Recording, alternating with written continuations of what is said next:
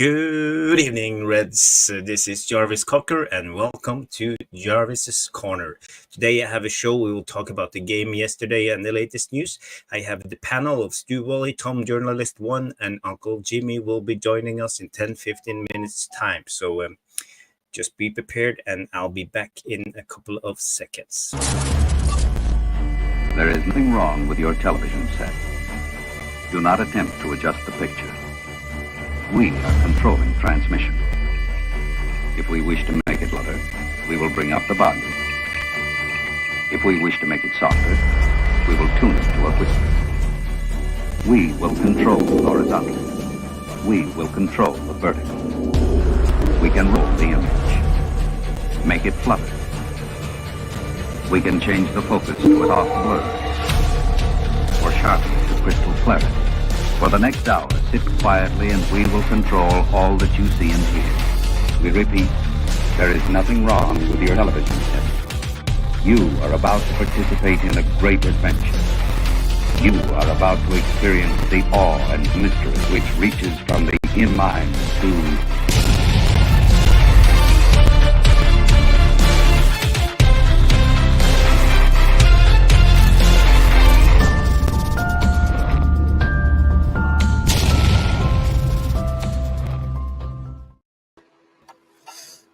Hello, everybody. Welcome to Jarvis's Corner, Mufc Realist TV. So, how are you guys doing?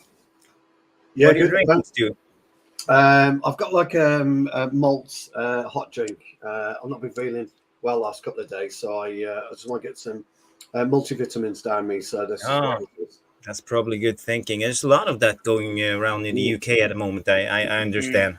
Yeah, it's really bad, really bad. People are getting this virus. It's lasting for weeks. Yeah, I heard it. It's terrible. My mother-in-law also got this virus. She's been down for, I would say, like almost 8 to 9 days now. Yeah. It's horrible. So people stay safe. Remember to take your vitamin, as Stu does. Yes, take loads. Take loads. I mean, the mighty Tipton Town were not so mighty at the weekend. We were royally beaten 2-0. Which, and to be honest, I didn't have my best game either. So, sometimes you've got to hold your hands up and look at yourself, which is what I've got to do. A lot of reflection this week. Work hard in training. Sounds good. Get back. We were playing at, Tom, I don't know if you know Six Ways. Do you know Six Ways Stadium, the home of Worcester? Yeah. I know we're playing there at the weekend. So I shall be donning the pegs for that. So I've got to get myself kind of red and maybe a bit fitter, Jarvis. Maybe I wasn't fit enough Sunday. Yeah, maybe. But what is the coach saying when you lose? You usually win all the games. It's not taking it lightly. I think he said, he looked at me and he said, Wooly, pull your finger out, son, you weren't good enough. To which I kind of said, you're absolutely right, Gaffer. And no, we just, to be honest, we had quite stern words in the dressing room, all of us. We were all pissed off. We all came in really angry, really kind of, trying to work out what happened. And, we conceded one goal. It was a really good strike. Don't get me wrong. I didn't close him down quick enough, if I'm being honest. They broke the midfield quite quick. I was okay positionally wise, but I was on the back foot rather than attacking him. I kind of dropped back. I was on the back foot a little bit, and he killed a 25-yarder when it come off the post, and it kind of hit the goalkeeper on the back of the neck and went in. It was one of those. It was good. It was a good strike. It was. But I blame the keeper, obviously, as you do. I couldn't blame myself. Obviously, I blame the keeper, but I was just a bit. Yeah. On my normal game, I'd have been at him. I'd have been quick. I'd have been at him. You got to be nice with the keepers. Tom, he used to be a keeper. Well, Tom, I'm a centre half, so he knows. I'd have been coming through the back here. I'd been coming through the back here, knees in the air, everything. Yeah, and after I'd had a go with him, the next time the corner came in, oh, sorry, Stu, I thought you were the attacker. As I'm on the floor as he's punched me. Very good. That was my mistake, really, I think, and I think I've got to hold my hands up to it. So I thought I'd do it live on air. maybe absolve myself for the rest of the week and get myself focused. Yeah, that's good. I just received a message from Uncle Jimmy. He's putting his kids to bed, but he will join as soon as he can. So Uncle Jimmy will join us in a moment. I just want to say hi to the VAR room. I see we have a lot of legends in the house as usual. We have Mark N here. We have Stephanie Griffith. We have Yale Malmin with the pepperoni pizza. We have Sanjay Ramotar. We have Danny B, of course. Big up crew, he says. We have Edward Reed in the house, and he comes in with a comment. He said, we would improve if we dropped Bruno and played more controlling number 10 who can pass the ball simpler or just dictate the game. We never gave control of the game, and I think Mount or Eriksson is as 10. So, Tom, how do you see that comment? Do you agree with Edward Reed? You said it before, though, haven't you guys, about with Bruno? Why he's undroppable? Is because he's the captain of Manchester United, and they have to have the club captain play the matches. Unfortunately, just as much as we say that Marcus Rashford is the poster boy for Manchester United, he is. Those two, if you didn't have them at Manchester United, who would you put on as the models for Manchester United? Bruno Fernandes is your captain, and Marcus Rashford is your golden boy from the academy. So they are undroppable. That in the club's eyes, anyway. From a marketing perspective, they're undroppable, and that's probably one of the main reasons and causes as to why Fernandes plays as many times as he does. Yeah, you can talk about fitness and about he's not as what's the word anyway. He's a lot fitter than most of the players in our squad and stuff, and he keeps himself to himself, and takes the right probably vitamins and medical treatment recovery to be able to perform as much as he does and play as much as he does, unlike maybe some other players in our team. But I think at the end of the day, you look at it from a quality aspect. Mount and Eriksson have both played consistently at Chelsea and Spurs respectively in number 10 roles. Eriksson at number 10 for Spurs, I think he was one of their better players. And I think the only reason why he wasn't given as much praise as he was he had one Harry Kane who was the England golden boy in front of him. That's probably one of the only reasons why he wasn't talked about and raved about as much as he was. And he was in the conversation up there with the likes of Kevin De Bruyne a couple of years ago in the Premier League, where he was up there on the assist tallies for creative chances, goal contributions. But the problem with Eriksson is his legs have gone. That's it. His legs have gone. He's not the same player. And I think people sometimes do forget about the incident that happened with him. He's not going to be the same football player that he was a couple of years ago. And it's not from a physical aspect thing. It'll be a mental thing. I don't want to gas myself out. I don't want to lose my life on a football pitch. Mentally, that is what will be in the back of Christian Eriksen's mind. People might not look at it from that perspective, but that's the basis of how you have to look at it. Mount, again, like I say, I put him in that category. He's not been fit. He's not been fit all season, and you can blame it on whatever you want. You can only push it so far towards the medical department at Manchester United, because we've said it before. Some players, they're up for the fight and they're up for it, and they're not. Martial, I don't buy this excuse. He's been injured this long and he can't keep himself fit for 5 minutes or anything like that. Luke Shaw's no different. Ever since that bad tackle that he had a couple of years ago in Europe, he's never been the same player since in terms of fitness. Mason Mount, I don't know what we've bought in terms of a droid and everything, but at the end of the day, we'll see what it is. Hello? Tom? Hello? Are you there? Hello? He's not. Yeah, well, we can give. I just want to say hi to a couple of guys more and girls, and you can have a say. Stu, I see here Ian McDonald comes in and say, "What's up, Buttercups?" We have Yale. He's not eating his pepperoni pizza tonight. He's the lasagna cooking Garfield. So yeah. There's a new Garfield movie coming out soon, so me and my kids are looking forward to that because I also love lasagna. There is one of my favorite foods. Yes, and we have the legend Lilis in the chat. See, Lilis says hi all. Who else do we have? We have True. Alien Tenno in the house, the birthday boy, 60 Yes. years, big 60 years old Yeah. yesterday. So congratulations again, Alien Tenno. We have Top man. Jale Malmin in the house, and no, John Johnson in the house. And who else do we have here? Yeah, there's a lot of legends. I will come back to the chat afterwards. And yeah, I'm just gonna ask you again now, Stu, on the same Mm. question as I gave to Tom. How did you see it when it comes to the number 10, Ericsson and Bruno? Yeah, I think it's an interesting conundrum that because Bruno's one of those players that completely divides opinion, and I understand it. When Bruno first arrived, we were all loving it. You know, he was a wonderful player. He kind of regalvanized us. Maybe not so much in the past 18 months. A little bit like Rashford, he's kind of had that one of those things. Kind of, how can I put it?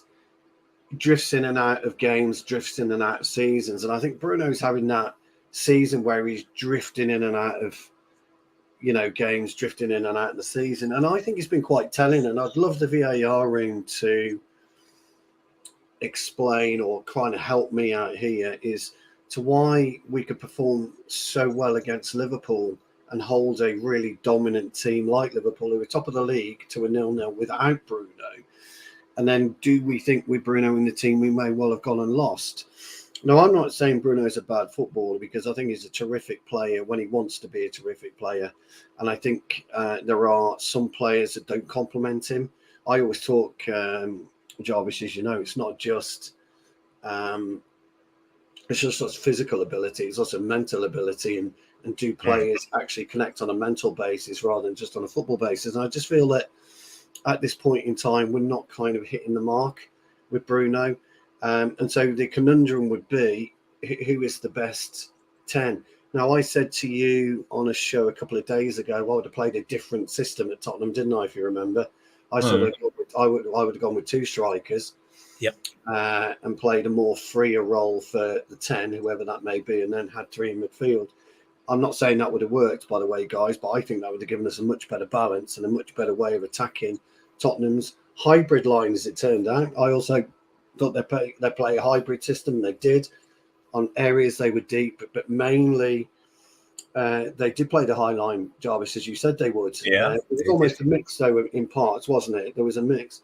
But again, you know, Mark was on our stream, the producer, and you know, he's right. I know Mark likes Bruno and he loves this game, but we had quite a good conversation about the pluses and the minuses for him. And I just think, just at this time, I don't know whether taking Bruno out the side is what we need, or is it to keep him in. So I'm kind of on the fence with it for once, Jarvis. yeah. But Don't you see Bruno as a liability when it comes to positional discipline? Because for me, I think he drifts too much. He's not in the position he should be. So for me, it's too much creativity in a way, and you know, I don't see a structure in the team, especially going forward. He drifts too much, and we could see it a lot of the times. And you know, he's a signal player in a way in the press play, and he likes to get the guys going with him. But he doesn't use his footballing knowledge sometimes. You could see it, especially one episode from the game yesterday. We were up 2-1. We came out at before halftime. We started right away pressing, and we had 4 guys in their 18-yard line pressing, and they beat our press, and suddenly Spurs scored after 1 minute. So it's not very wise, you know. For me, he strikes me as a player who doesn't use his head when he plays. If you know what I mean.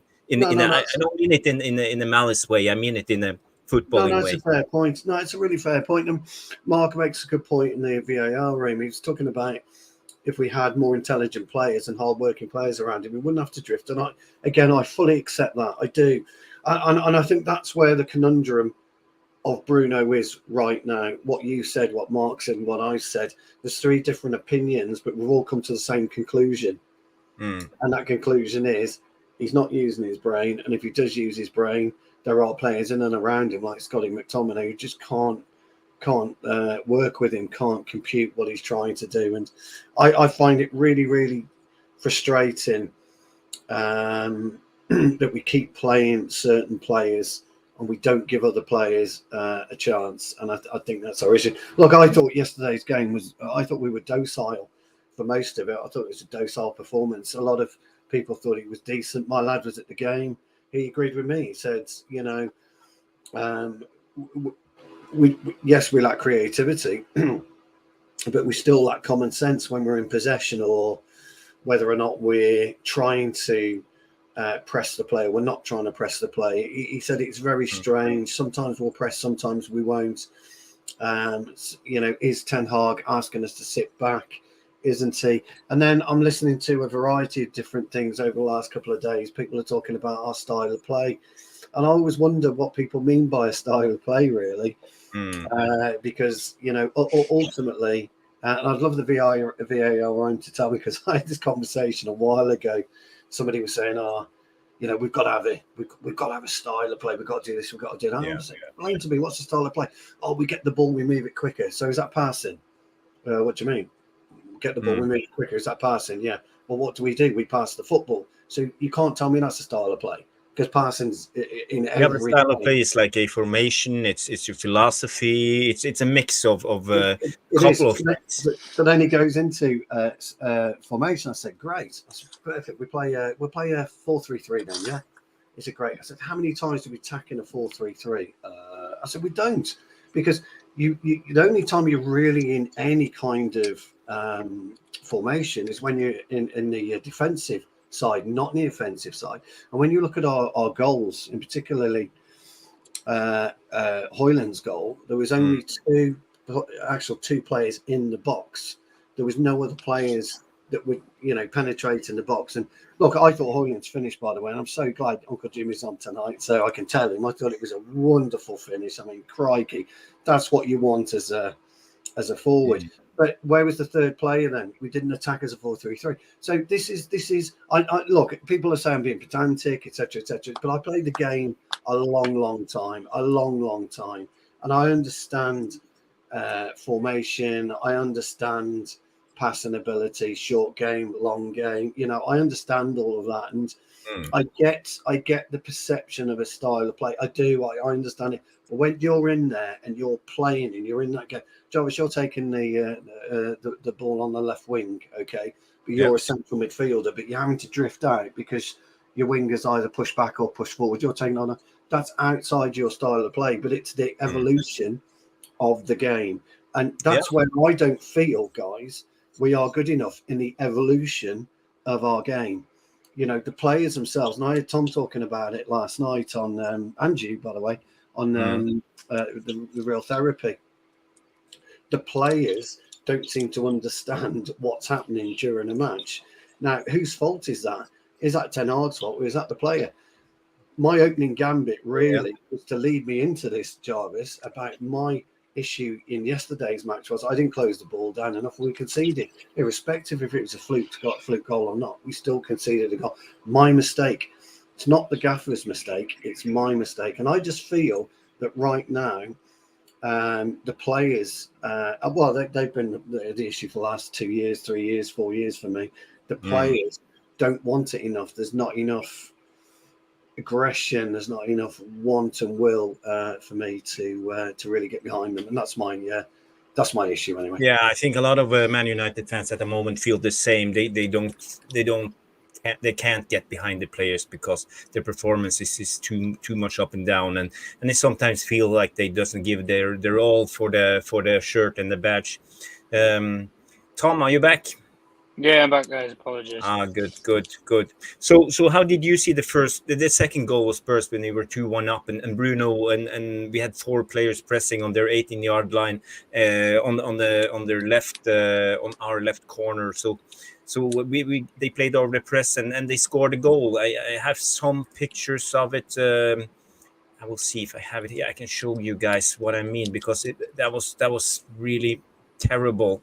I have this picture from another channel called Footy with an Edge. Really good channel, so recommend you guys to watch it if you want to learn tactics. That's a really good guy. So this is a picture from the beginning of the second half, and if you see here, the ball is down here. We have 4 players up.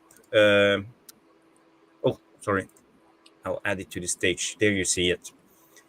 So if you see here, we have 4 players up pressing. Spurs is with the ball down on their right side, and this is in the beginning of the game, second half.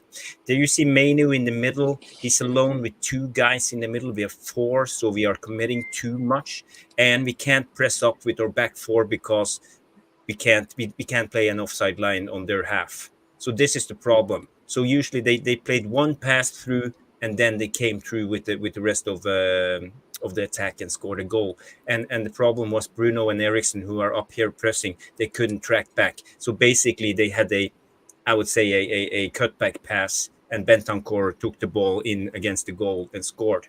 So this is what happened, and this is the first minute of the second half. Did you see this, Tom? Yeah. Like I say, I've said it before. We overcommit, and with the way that they try and bombard the other team up the end of the field, which, by the way, we don't press consistently anyway, so it's a lost cause when you try and do it. I see Fernandes, we said before when Did Ten Hag came in, I want to see some discipline in terms of pressing. I still see Fernandes do his 50, 60-yard run to the goalkeeper, and then nobody else follows up on anything when he plays a simple pass. And even with that, which conceded us toward the goal, yeah, like you say, Jarvis, you can't play an offside trap on the opposition's halfway line. What can you do?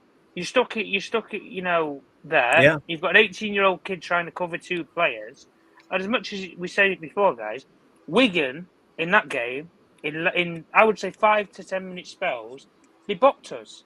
They pinged it around and they played around with us for fun. 5, 6-yard passes, couple of seconds in between, and movement. The way you beat this Manchester United team is you need to know how to keep the ball on the ground, ping it to one another in intricacy and movement. If you can move and you can pass the ball correctly with angles on transition, you can completely capitulate Manchester United. And by the way, this Spurs team as well came to Old Trafford. No Kulusevski, no Son. So there's 2 players that would have been sat on the halfway line that would have murdered us on the counter-attack and transitions. You had Maddison, who would have played brilliant balls in behind for those players. You had Papasar, who's another one of their midfielders, who's gone to the African Cup of Nations. There's another one that couldn't play. So it's not like Spurs came to Old Trafford with a fully fit squad. They didn't. And I'm telling you now, if they come to Old Trafford with those players and the way that they play, we would have held 5. I would have been fearful of around what we had against Liverpool when they came to OT and they beat us 5, and they put 5 past us. I'd have been fearful of it. Spurs are ruthless. They're a ruthless team, but they're ruthless in the fact of they have an identity. They have a clear style of play and philosophy that their managers put in within their players in 6 months. And a lot of those players a couple of months ago were mediocre. Everybody was singing around that Heung-min Son's legs have gone. Everybody was saying Kulusevski, they don't even know what the guy can do with the ball at his feet. Even players like Højbjerg. Højbjerg was being linked to come to us in the summer. Right? These are players that weren't wanted by that club or by this manager. And they still boxed it around us. With average players, let's face facts. Højbjerg was a Southampton midfielder. And he went to Spurs under Mourinho. You know, Oliver Skip, mate, is come from within, but is he any decent? I don't really think so. He's never brought through into that Spurs team for years now. Like, it's not like we was up against Prime Iniesta, Busquets and Xavi. You were up against amateurs, absolute amateurs, and you got pinged for so many times in the game. And that's the thing that I absolutely hate about this team at the moment and these players. They just get played around for fun and they let it happen. They let it happen. And the manager is culpable to it as well because he's stubborn. If you cannot see when you get passed around by a League One team and embarrassed in 5-10 minute spells, even though you won the game at Ten Hag, that's fine, mate. You come back against proper opposition like you did with Spurs, you get found out. They will find you out. The big boys will find you out. And like we said before, guys, it won't be before long if we keep playing this same way there is a 5-0, a 6-0, a 7-0 maybe coming around the corner. There will be, because a team will rip us apart transitionally, or they will just break you down. And the way that we play, we don't have a clear style. We don't have a clear philosophy. And these players, I've said it before and I'll say it again, Roy Keane coined the words, leopards don't change the spots. They threw every single manager into the bus, and they've done it with this guy. And as much as he can sit there and say that, oh, when Leach comes back, when Casemiro comes back, things are going to change. I've seen these players in this team this season as well, and nothing changed in spells and parts. And like I said before, when it comes down to injuries in any football team, when you have injuries, it takes away the quality within the team. It doesn't change the style. It takes away the quality of the players. You take Maddison out of Spurs' team yesterday, they lack quality in midfield. But the way that they played was exactly the same way that they would have played with James Maddison in that team. Exactly the same. But the only difference is they played with Skip, Højbjerg and Bentancur. And they boxed us around the field. But in this same folded way, guys, we don't have this style of play that everybody rants and raves about. Erik Ten Hag said, I'm never going to play the Ajax way. So, what are you coming here to do? You've had a year and a half. You've had £400 million. Like, what are you building then? You've got, let's face facts, guys. We're 9 points off top 4. I don't see us winning more games than Spurs from now to the end of the season. I don't see it with Arsenal. I don't see it with Liverpool. I don't see it with City. So, top 4 is done and dusted as far as I'm concerned. So, you haven't got that to play for. FA Cup, long shot, as again, because of those teams that I've just mentioned, are better than us. And they will beat us if it comes to the latest stages of it. So I look at it from all that and I just think, what are we exactly doing then?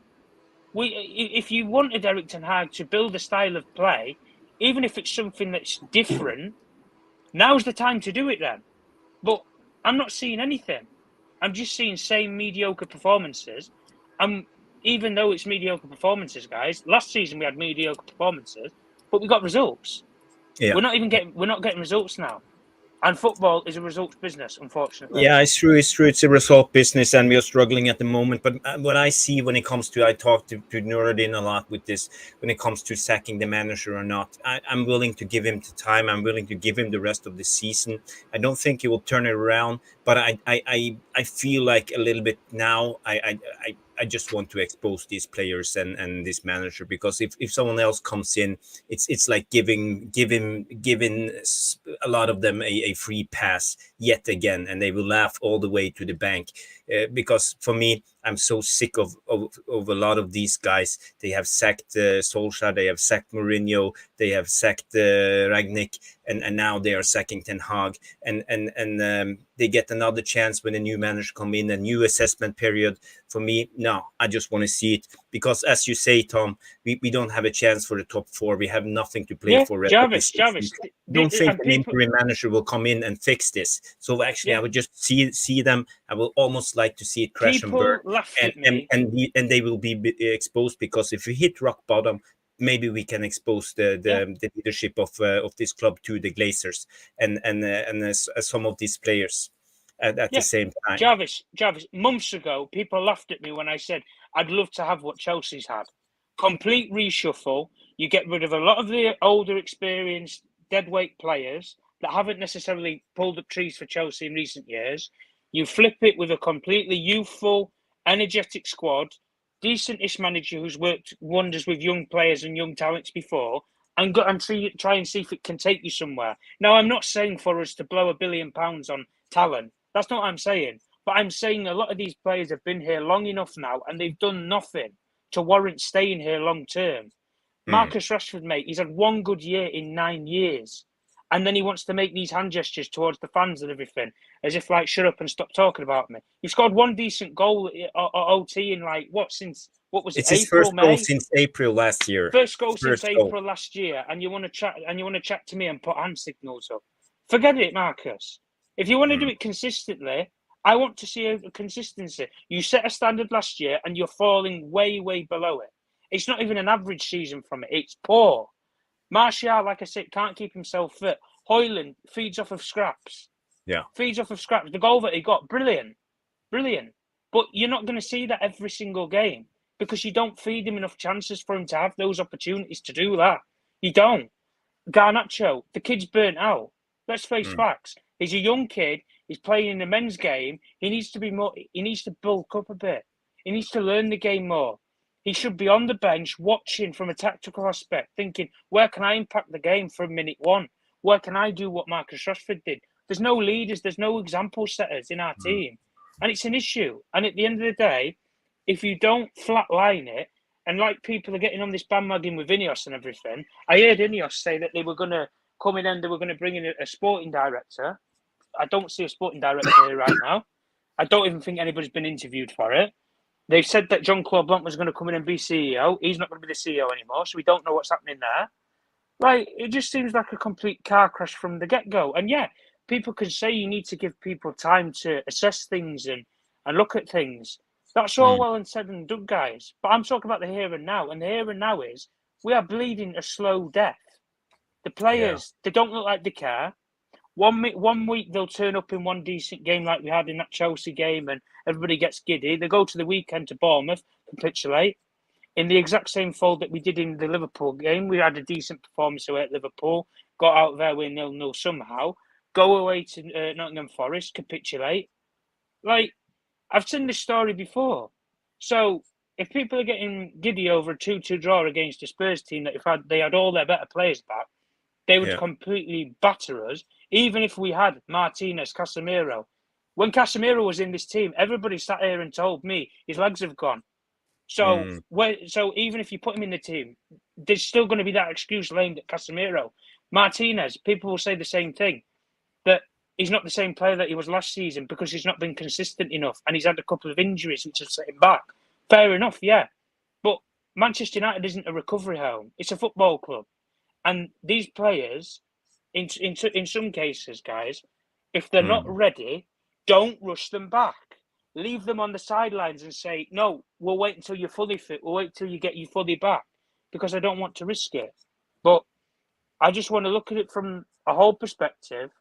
And like I say, like you said, Jarvis, we've got not a lot really to play for from now till the end of the season. If people want to believe the dream of top four still on, then by all means, go and believe the dream. I don't know what you're smoking. And go to the end of the season and we'll see. But we will not finish in top four. Europe is a push right now. And as much as the saying always says it in football, the league always dictates where you are as a football club. And right now, we are below par. And you're very lucky to be where you are. Because if Everton didn't have, say, the points deductions, I know we'll get onto Everton, you didn't have that 10-point deductions, do you know how many points they'd be behind us, guys? And this is Everton, by the way. We've had all these problems over the years. 5 points behind us. And that's Everton, who are this joke club, supposedly, in the Premier League. 5. And people want to talk to me about that Erik Ten Hag, you know, he needs a bit more time and he needs this, that, the other. I've seen Ange do it. You've seen it. All that you want to see. He come into the football club, he lied and he hoodwinked everybody. The way that Ange played, not identical to how we should play, but we want some excitement. We want some energy. I don't get the excitement, guys, to want to go to Old Trafford anymore because there's no entertainment. You put it like you, Jarvis, for example. You live over in Norway. Do you really want to get on a commercial flight to come over to Manchester and watch a game at Old Trafford right now? Be honest with me. Not really. You don't know what you're going to get. So at the end of the day, we need to see a consistency from these players. And put it this way: if you're not going to play for the manager, guys, play for the fucking badge that's on your shirt. Yeah, play for it. You're at Manchester United. You're not at just some nobody club. It means something to all of us on this screen, and it means something to everybody in the chat. Yeah, good points there made by Tom, Journalist One. So, do you have any points you want to address on that rant, Stu? Yeah, I think. Look, the good thing about football is everybody sees it differently, and that's what I love about it. I love the fact that we all have different opinions. Ultimately, what you do though, you kind of circle back to exactly what is happening at the club and why we're in this mess. And we know why we're in this mess. And we haven't been out of this kind of hole for 10 years. And that's been the biggest issue. Is anybody going to come in with a magic wand and sort it out in 18 months' time? Absolutely not. No chance. It's going to it's going to take a good 4 to 5 years to get a semblance of a real structure and a real identity back to Manchester United, and that's just life. You can come in and you can make sweeping changes, absolutely, but those sweeping changes are still going to take time, because you've got to wheedle out a lot of rubbish that we've got within the club, and you've got to scrape out these cells that have been manifesting themselves and embedding themselves in the club for the last 10 years. And it's very, very difficult when you've got John Murtough, who appears to be more of a skilled politician than anything else, because Murtough's been there a long time. He's been a lot longer than probably many people think, or many people have looked at, but he's a skilled politician. He's managed to survive the axe. If you are going to come in, and again, I think his stake's 29%, eventually it will be, but 29-30%, you've got to make that 29 and 30% work. You've got to make it valuable, and you've got to make fans want to buy into what you're attempting to do. And that is to eventually oust the Glazers. But the decisions and the way that you steer and structure the club from here onwards is going to be absolutely key to anybody's success, not just 29% of Jim Ratcliffe. It's going to be everybody's success. Where we are with Erik Ten Hag, I think it's different. For me, I think he's got to stay as well. And I only think he's got to stay is because somebody's got to be held accountable for where we are. And that's either the players or the manager. And the manager always gets held accountable. Ivo Bosic was saying that everything starts and stops with the manager. It doesn't. Ultimately, the manager can't shove a broom up your arse and make you play. You're the only one that can make you do that. You're the only one that, when you cross that pitch, that's really up to you to play to your very, very best. The manager is there to guide you, and his coaches are there to guide you, and they're there to talk about the opposition, there to tell you where you should and shouldn't be, etc. But I say this a lot: if you're a grown man at an elite level and you're still having to be told where to stand on a corner, just go away. Seriously, just disappear, because you shouldn't be anywhere near a football pitch. You should know instinctively what you need to do, where you need to be. And the thing is, and the other thing, Jarvis, I've been talking about, and Tom's made a great point, by the way, about Martial and Shaw. You've heard me now ramble on about football for 4 years, Jarvis, at least.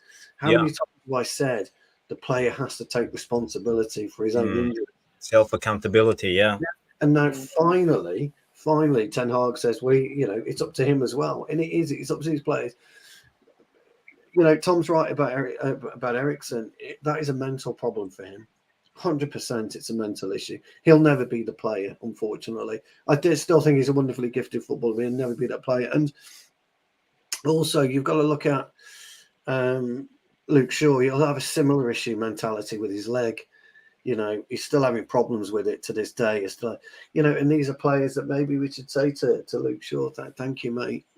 You've been a wonderful servant, but we can't go forward with you. We can't do it. I've listened to other clubs, and I've listened to other players, and players like Conor Gallagher at the minute, which is doing okay for Chelsea. Look, if we can get money for you, mate, you're going. Cole Palmer, I'm not going to guarantee any football. You're going. We can't seem to do that, or we don't have the balls to do that. Martial, we're not doing your contract. You're gone. You're out on loan. Go. Piss off. Find a club. McTominay do the same. We don't seem to do this. And this is where we've got to get back to basics. Okay, this is where we've got to go back to basics. And if you listen to all ex-Man United players, they'll all tell you one thing, and there's one thing that was in common. They never got that fucking choice. Okay? You are gone. It doesn't matter whether you're Paul Ince, Roy Keane. They'll all tell you the same story. Yap Stam story.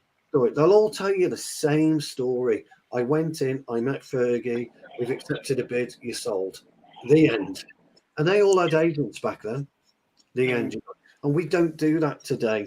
And we should have done this. We should have been way, way, way more ruthless and done everything we can to get these players off. Now, you can't tell me, and Tom's right, and Jarvis, I've heard you speak about this as well. You cannot tell me that managers of the quality of Louis van Gaal, the quality of Jose Mourinho, And Erik Ten Hag has got some quality, albeit at Ajax. He's still got that quality. He's still got that thing. Cannot affect these players. Because it's not all about just the manager. It's about the players. And you guys are right there. Selfish. They're self-centered. They don't care about anything apart from themselves. And until somebody, an owner of Real Madrid, Barcelona, sorry, not owners, but the custodians of Real Madrid, Barcelona, the owner of Manchester United, Liverpool, City, Chelsea, PSG, etc., turn around and say, enough is enough with these players. That is it. We've got to draw a fucking line somewhere. And in one club, it doesn't matter who it is, turns around and says, when you sign for us, you sign on $100,000 a week with bonuses. And that is it. That is all you're getting. So that everyone in that dressing room is on the same money. It doesn't matter. And then you're there for a reason. You're there for a reason and you're performing to a reason. I think Tom made a brilliant point, and it's a point I was going to make, Tom, actually. You're absolutely right about Hans Postecoglou. He's come in and he's affected something, but he's working with players that actually buy into him and want to play football. That's the beauty of it. You're talking about Kulusevski not being in there. I speak about Højbjerg a lot. I think he's a great player. A lot of people don't like him, but he was terrific yesterday. Don't care what anyone says. You can argue with me all until you're blue in the face. He played a very sensible, solid game. You were spot on about Oliver Skipp. You were spot on about Bentancur. When Oliver Skipp walks out on that pitch and he looks at Bentancur, he looks at Højbjerg, he knows he's okay. He knows he's on ground. You look at Pedro Porro, you know you're on safe ground. We can't do that. Kobbie Mainos can't do that. He can't look around at Scott McTominay. Fucking hell. I'm sorry to be hard. 100%. Guys, he can't. And we've never had that. We've never experienced this at this club on how weak our mentality of the players are. I miss Erik Ten Hag has not covered himself in glory. I admit it. I think I agree. I'm 100% with it.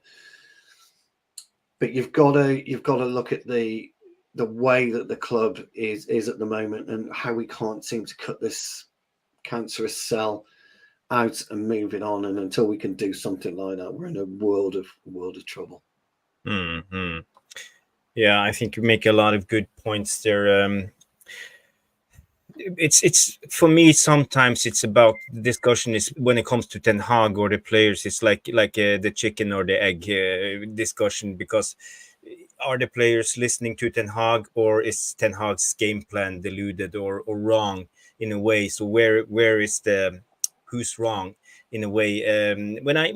But I just want to go back to the second goal, because it goes over and over on repeat in my head, because I can't finally understand Ten Hag if he's in the locker room in this waiting for the second half. We were up 2-1. Spurs has been bobbing us for the first half. We had a couple of chances and we scored 2 goals, luckily. Do you really think Ten Hag said to the players, okay, let's go out full press, gung-ho in the second half? And the players did it? Or do you think the players are just acting on their own? He would have said to the guys, because this is what every manager does, you keep it tight for 10 minutes.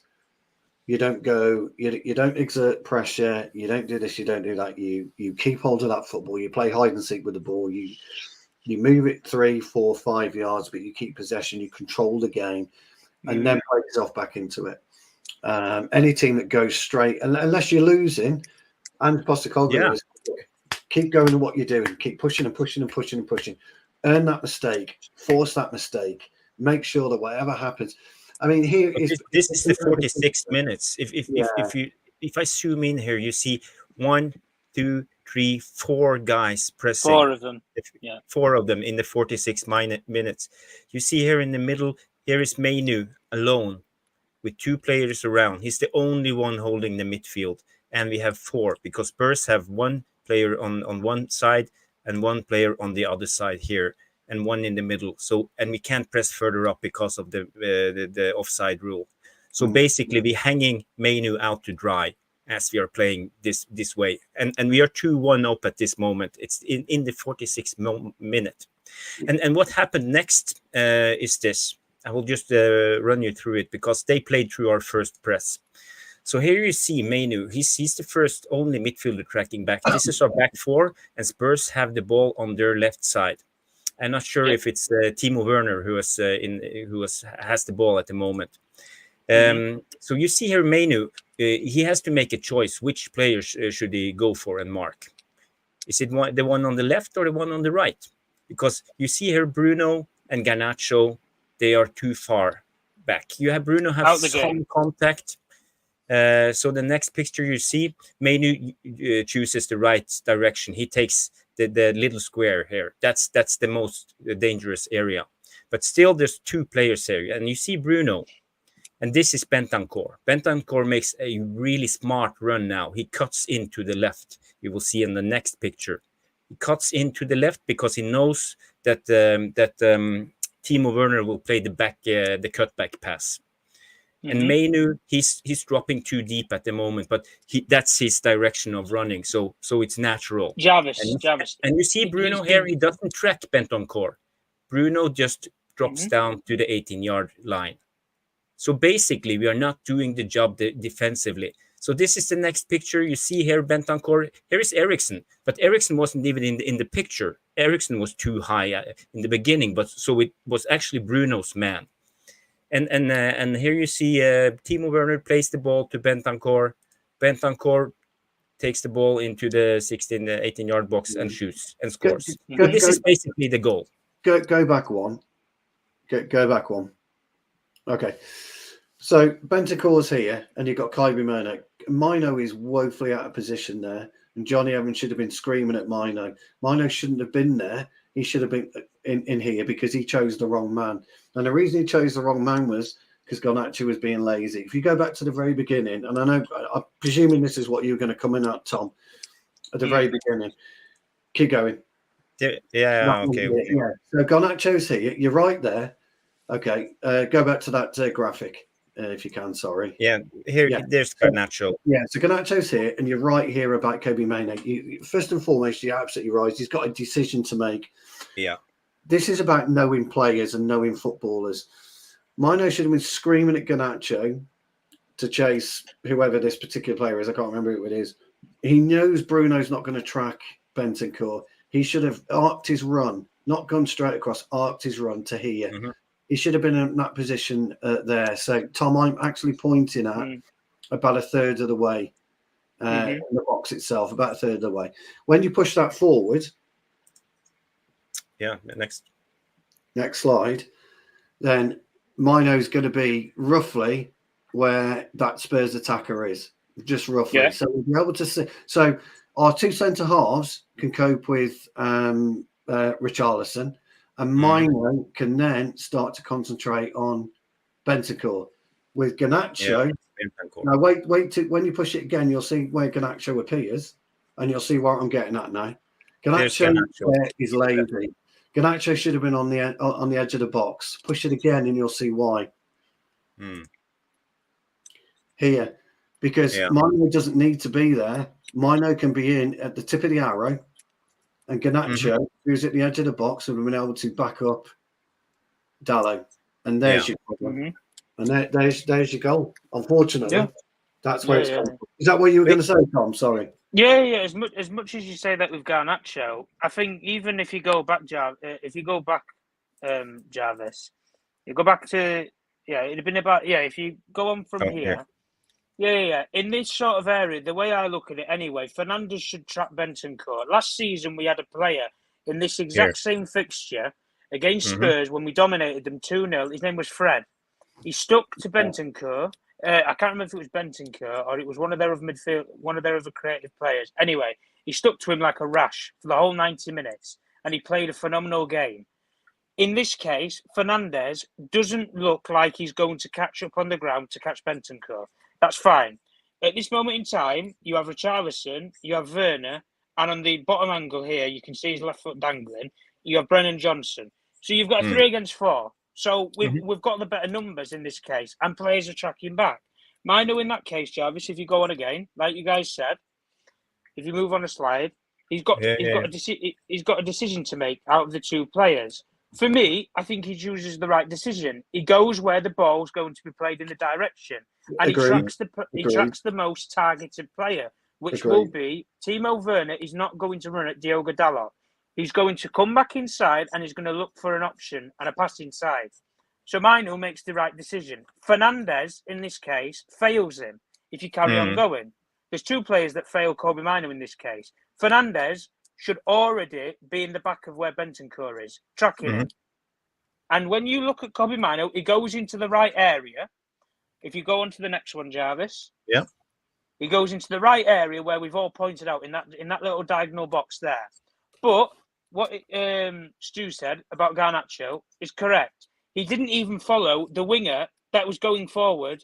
I think it was Oliver Skip at the time, who was backing up where Timo Werner's positioning. He didn't play the ball to Skip, and he's come back inside to look for the pass, like we've all just said.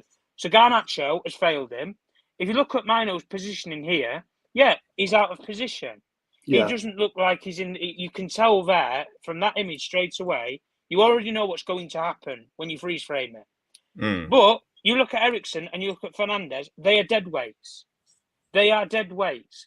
They have not tracked an opposition midfielder. Now, if this was up at the other end, guys, Oliver Skip, Højbjerg, or Bentancur would have been on Bentancur's player. Let's say that's Fernandes in our case. He's a similar sort of player who would be in that area on the edge of the box. They would have been on him like a rash, and you wouldn't have had that passing angle there. And our wide player would have probably played the ball in the box. Timo Werner doesn't do that because he knows Richarlison's isolated. So then if you play it on again, Jarvis, in this position here, by this point, it's too late. Fernandes, what is he doing? He's got no players. He's not even. I don't even think he's 5 yards if you measured it near a player. He's not 5 yards near Richarlison. Brian Johnson's not exactly causing a threat. The only threat is Bentancur, and you have two players in this exact moment here that can do something about it. That's Eriksen or Fernandes. It's too late by this point. An 18-year-old kid has been hung out to dry in that first ever image that you put up, Jarvis, when we was at the other end of the field. He was hung out to dry. And in this situation, his midfield compatriots, he's been hung out to dry there by the pair of them. And he's been hung out to dry in the other clip that we've just had up by his two partners again. And this is where we've said all season we have been wide open because our midfield isn't robust enough to track runners defensively. And how many times, guys, the most common goal that we have conceded all season? The cutback. The cutback. I've seen it against Bayern. I've seen it against City. I've seen it against so many teams. Brighton, so many teams this season. The cutback has susceptibly killed us. And in this point, again, it proves the point. Our midfielders do not track them. The only good thing that we ever said about Fred was I liked him in certain aspects of games because he isolates players. He's a nuisance. You stick him on somebody and you tell him, Fred, man mark him. You follow him everywhere. You follow him to the toilet. You follow him to his car, back home to his missus in bed. You follow him wherever he goes. That was Fred's brilliantest skill that he ever had. He wasn't technically gifted. He wasn't a brilliant passer of the ball. He might have a goal every so often, but that's about it. But Kobbie Mainos, in this case, an 18-year-old kid who's very talented, has been failed by two far more senior and experienced players in Fernandes and Eriksen. And if I'm Erik Ten Hag and I look and I get these graphs up, you show this to your captain, you show this to Christian Eriksen, and you say, where were you guys? You can't leave an 18-year-old kid isolated. And as much as we said it, guys, earlier in the season when Kobbie Mainos was injured, who would be in Kobbie Mainos' position there? Casemiro, and everybody would put the blame on Casemiro, saying his legs have gone. He can't get around the field. But he doesn't have any support. There's no help. We're wide open. We are completely wide open. And as much as Spurs play, people said that Spurs would play to the way that we want because we can counter-attack on them. You can do nothing in this image to stop this. Nothing, because you sat on the halfway line. And Spurs, at the other end of play, would do exactly the same thing. But the difference with Spurs is they drop back a bit. They don't sit bang on the halfway line. They sit further back, just enough so that if they need to, they can push forward and play the offside trap. Yeah. And they don't get caught out with it. The amount of times that Garnacho, Rashford, Højlund was offside yesterday, it was ridiculous. I think it was 4 or 5 times that I counted it. Because they're masters of it. Villa tried it at Old Trafford and they failed. Fair enough. It's with the way that Unai Emery tries to play. But for me, in this position, in this situation, they have failed him. And even when we talk about pressing Jarvis, Eriksen is not 5 yards near Romero. Fernandes, not 5 yards near, I don't even know, Pedro Porro, I think it is. They're nowhere near. That is not pressing from the front. I'm sorry, it's not. If you want to talk about pressing from the front, you'd be on them like a rash. On them all time intensity. That's not pressing. But for me, in this situation, Kobbie Mainoo, he did the right thing. He followed the right place in the right area for the danger. But you can't do anything about it if you're not going to be backed up by your teammates. Put it this way. We know who used to play in that position for Manchester United. It was a one Roy Keane. And if that was Roy Keane in that situation, he'd be saying, effing hell, lads, where were you? And he would hold people accountable. An 18-year-old kid isn't going to do that. I'm sorry, he's not. But he should do. And he shouldn't be ashamed of himself because I don't think it was a major culpable to that goal. He wasn't. Mainoo wasn't. In actual honesty, Tom, Bruno should have been guiding Mainoo. Yeah, you're right. The way he was facing, he was always going to go towards Skip or whoever it was on the right. You go towards the ball. He was player. That's how you're bred. Yeah. But this is where Bruno or Evans or Varane should have been saying, wrong player, shift, go right, curve your run right. We can cover that then. And that's the problem. It's communication. So I felt a bit for him yesterday. I thought Alien Benner made a great point, and he just pointed out to me, he said, well, would you expect an 18-year-old to question the likes of Bruno? You wouldn't. You wouldn't. You would hope he would, but you wouldn't expect him to do that. But then I'd have expected Bruno to maybe have suggested, look, Kobbie, I need you over here, mate. I'm not going to get back, or this, or Varane, or Evans, all experienced players guiding a young player. So Tom's right. It was called out to dry. It was a mixture of everything. And when the lads look at this, and when Kobbie Mainoo himself look at it, he'll be looking at it and saying, Alex, what was I doing there? I should have been, if I'd come over. But look, at the top of that arrow, by the way, where Bentancur went into, Johnny Evans was asleep anyway. Yeah, he was. But I just want to point out, because for me, we are, I think there's something wrong. Either it's Ten Hag's way of play, or Ten Hag's tactics, or the players who are over committing. Do you think something is lost in translation when Ten Hag talks to them about high press? He wants to press really high, win back the ball in dangerous areas to get transitions, because this must be Ten Hag's game plan in a way. But why can't we make it happen? I don't know about if it's Erik Ten Hag, to be honest with you, because I don't necessarily think Erik Ten Hag's the main orchestrator for the way that we play. I don't. I think his assistants do have influence on it. Now, look, Steve McLaren, from what I know as a coach, when he was at Newcastle and some of the other jobs that he's done as assistants wise, it's not the way that Steve McLaren would bred a team. Even if he's an assistant and he has to work for somebody as part of its staff, I don't necessarily think he's that guy. I think McLaren is more of the guy who he keeps the morale. He keeps the players. He's experienced. He knows how to educate young players. He's been there, seen it, got the T-shirt. He knows how to embed them into the squad. Eric Ramsey, for me, and I said it before, set-piece coach, sack him. P45, you're done out here, mate. We don't score set pieces, and defensively, we are shocking. Porro stuck the ball from corners, bang on the penalty spot. Fernandes, Eriksen, who took our corners, couldn't even get it past the first man. It's disgraceful. Defensively, we're a shambles from set pieces, and we're susceptible to them, as much as we are the cutback. Like, in terms of it all, guys, even Michel van der Gaag will look at this from the way that we play. If you're talking about pressing from the front, Jarvis, Ajax did it with 30-year-olds. 30-year-old Tadic runs full pelt, 50, 60 yards, close people down. a young, quick kid on the wing. That might be a Noah Lang, that might be a David Neres in Erik Ten Hag's era at Ajax. 30, 40 yards, bang. Anthony on the other side, 21, 20 years old, bang. 30. Then you have Frankie de Jong backs them up from midfield. Then you have Haller, Van der Beek, whoever plays in those roles, bang. But the thing is, if one person does it, the way you press guys as a team, you need 4 or 5 players who do it. But you need to have rhythm, you need to have system, and you need to know how to do it. When one goes, you need to get the timing right for the second one, for the third one, for the fourth player. And if you don't do it consistently, for all of those players, 3, 4 players, consistently on the same hymn sheet, you're going to get played through. And that's why, as a team, we don't press consistently well. And that's why, for me, when Ralph Rangnick came to Manchester United and he tried to play the Gegenpress football, these players didn't understand how to play it because they don't know the timings. They don't know the system. You can't time how to press consistently in weeks. It takes months. Some cases, it takes years. Liverpool didn't. They tried it with Klopp, but when he realised a lot of those players couldn't do it to a high intensity, he got rid of them and he replaced them with players that could.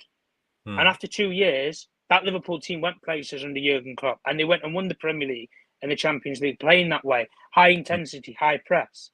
So I think that's what Erik Ten Hag wants. He wants a similar style to what Jurgen Klopp has: high intensity, transitional, fast flowing football. But he's not necessarily got the players who together do that. He's got uneducated players in midfield. He's got smart youngsters like Kobbie Mainos who have to play next to McTominay. You're not going to get chemistry there, guys. I'm sorry, you're not. In the same way, in the attacking output, Højlund's young and mature. He needs experience. He needs people to learn from, and he's not going to get experience from it. And the way that Erik Ten Hag, I knew it anyway from Ajax. The way that Erik Ten Hag's Ajax team played was they played with the ball to feet. Fernandes does not play with the ball to feet. He looks for a 50, 60-yard passing behind and try and kick somebody away, with the spacing behind. That's just from what I see anyway. Eriksen, if you put him in the 10, I think you might see something a little bit different. But as much as people want to say it, Fernandes, when we bought him, he was a number 8 at Sporting Lisbon. A number 8. He wasn't a 10. He scored goals from midfield from 50, 60 yards out, and he scored some decent free kicks, and people were getting giddy because they thought, he can create chances. He's very smart. He's very snazzy with the ball. But you can put him in the number 8. He'll score goals still from deep. You'll put him in the number 10. He might create a few chances. Yeah, that's fine. But the problem with us is Fernandes will give you more than what Eriksen will give you if you give him the discipline of closing down. Like I said before when we had that graph up, guys, for the Kobbie Mainos goal, Eriksen should be in Fernandes' situation running after Bentancur if he's the number 8. But he's not. That's Fernandes. So theoretically, Fernandes is playing the number 8 role from a defensive aspect anyway, because Eriksen doesn't have the legs to track back. So when you look at it from that way, guys, he either wants Mason Mount to come back, and then Mason Mount's suddenly going to be able to do that because he's an energy player. He's full of energy, can get up and down the pitch 90 minutes when he's fit, and if we can get him fit, first and foremost. But the problem that I fail to see with Erik Ten Hag is I don't think he individually has coached these players well, consistently. A lot of the respect that we gave for Marcus Rashford's increase in form last season came down to Benny McCarthy. A lot of people gave Benny McCarthy the praise for that. Even with Michel van der Gaag, a lot of people gave the praise that we gave him for development of such as Garnacho. But even from when Martial hit a little bit of form, he obviously didn't play a consistent amount of games to do it. You gave a lot of the praise to Michel van der Gaag. Even when we looked at it from a defensive output, Eric Ramsey, fair enough to him, he got a little bit of praise because defensively we was a lot solidified at the back, especially from set pieces. We didn't leak as many as we did. But it almost as if seems like the coaching culture right now, you fail to see what it is defined. And I think for me, as a style of play, and I've said it before, you have football clubs that have a defined way of playing. If you ask anybody how Barcelona play, they'll mention one word: tiki-taka.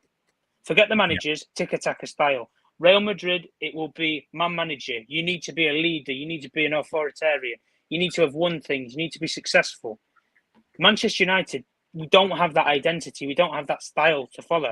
We've gone from Moyes to Van Gaal to Mourinho to wherever. And I just look at that patterning and I think, now you're with Erik Ten Hag, who is completely different to any of those other managers before, but people can say that he's not had the time to work with these players, and if a year and a half is enough time. And I see mediocre players at Spurs play rings around us. Oliver Skipmate, would anybody take him at Man United? Højbjerg, some people might, Stu might. He's not my cup of tea for a player.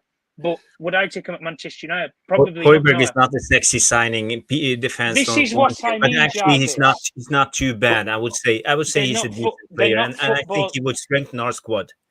They're not creative. This is what I'm saying though. But in terms of technical ability, there's not a technical aspect to Højbjerg that there is similarities to, say, a Bernardo Silva, or even if you want to say a Rodri. There's not those similarities between the two players. They're worlds apart. That's the difference between us. But this is what I'm saying. There's not a defined style of play. If we play the set way, guys, and we lose, I can accept that. But I want to lose playing the right way and playing some decent football. And right now, I'm not seeing it. And I don't think these players are necessarily playing for this manager. Well, if you get to that stage as a group of collective players, Bruno Fernandes should rally them up against the wall and say, look, if we're not going to play for the guy, let's play for the football club. Let's play for the badge. Fans travel home and away for us.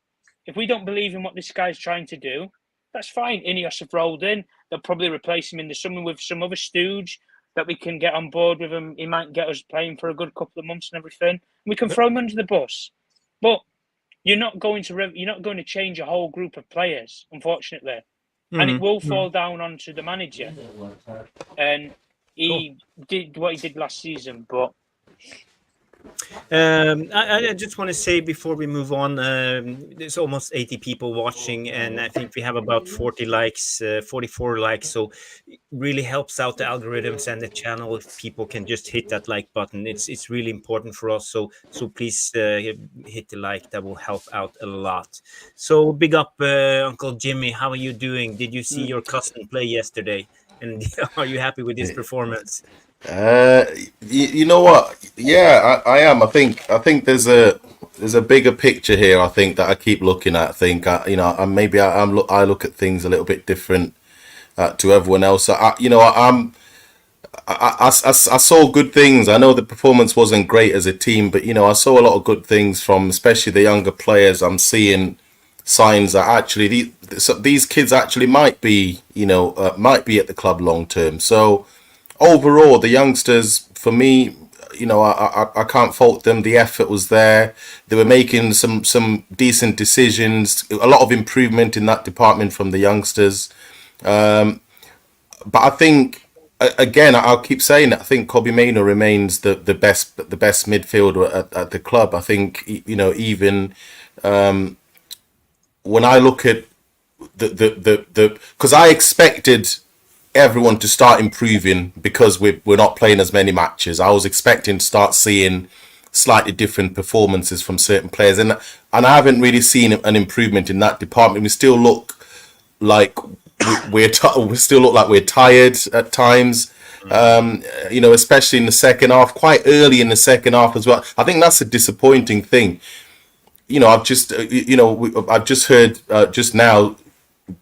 Spurs, if you look at the Spurs players, like for like, they should not be playing us off the park the way they were playing us off the park. In that second half, very early on in the second half, the players looked like they'd given up on trying to control the game, and they were kind of just firefighting in every department on the pitch, and it just looks a mess. It looked all right in the first half, but then in the second half, it just looked like, oh, we've run out of ideas now. We don't really know what we're trying to do anymore. I think before, when people kept talking about style of play, I don't always subscribe to this style of play conversation.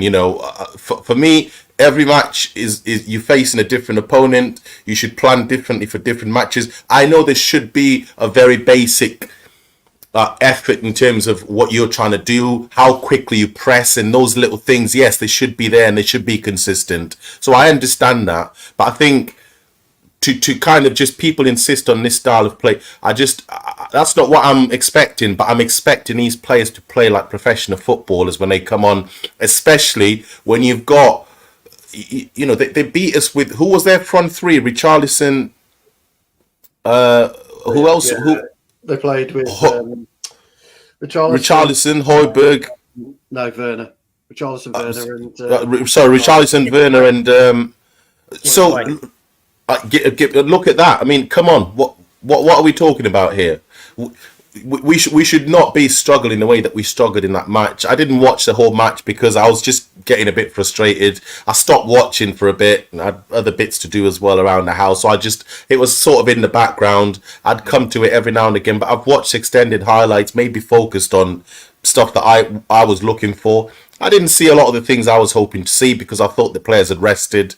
I'd see a lot more effort, but I just didn't see it. So overall, I think you could call it a poor performance just on the basis of who we're facing, and considering the amount of players that they had missing as well, some of their main players. So you expected us to be more forceful in trying to control the match, and we just weren't. And the frustrating thing with the manager as well, I'll just add on, sorry, before I stop. I get frustrated with Ten Hag because when things are going wrong, I don't see him trying to improve the thing that's going wrong on the touchline. It almost feels like he expects what he's coached on the training sessions to just translate onto the pitch without him really. I mean, you look at all the top managers; they really, they're trying to look at the little details in the match, and I just don't see Ten Hag doing that enough, especially when we're struggling. In that second half, he should have been screaming. I mean, some of the misplaced passes, some of the lack of just losing the ball and not even turning round to run after the ball.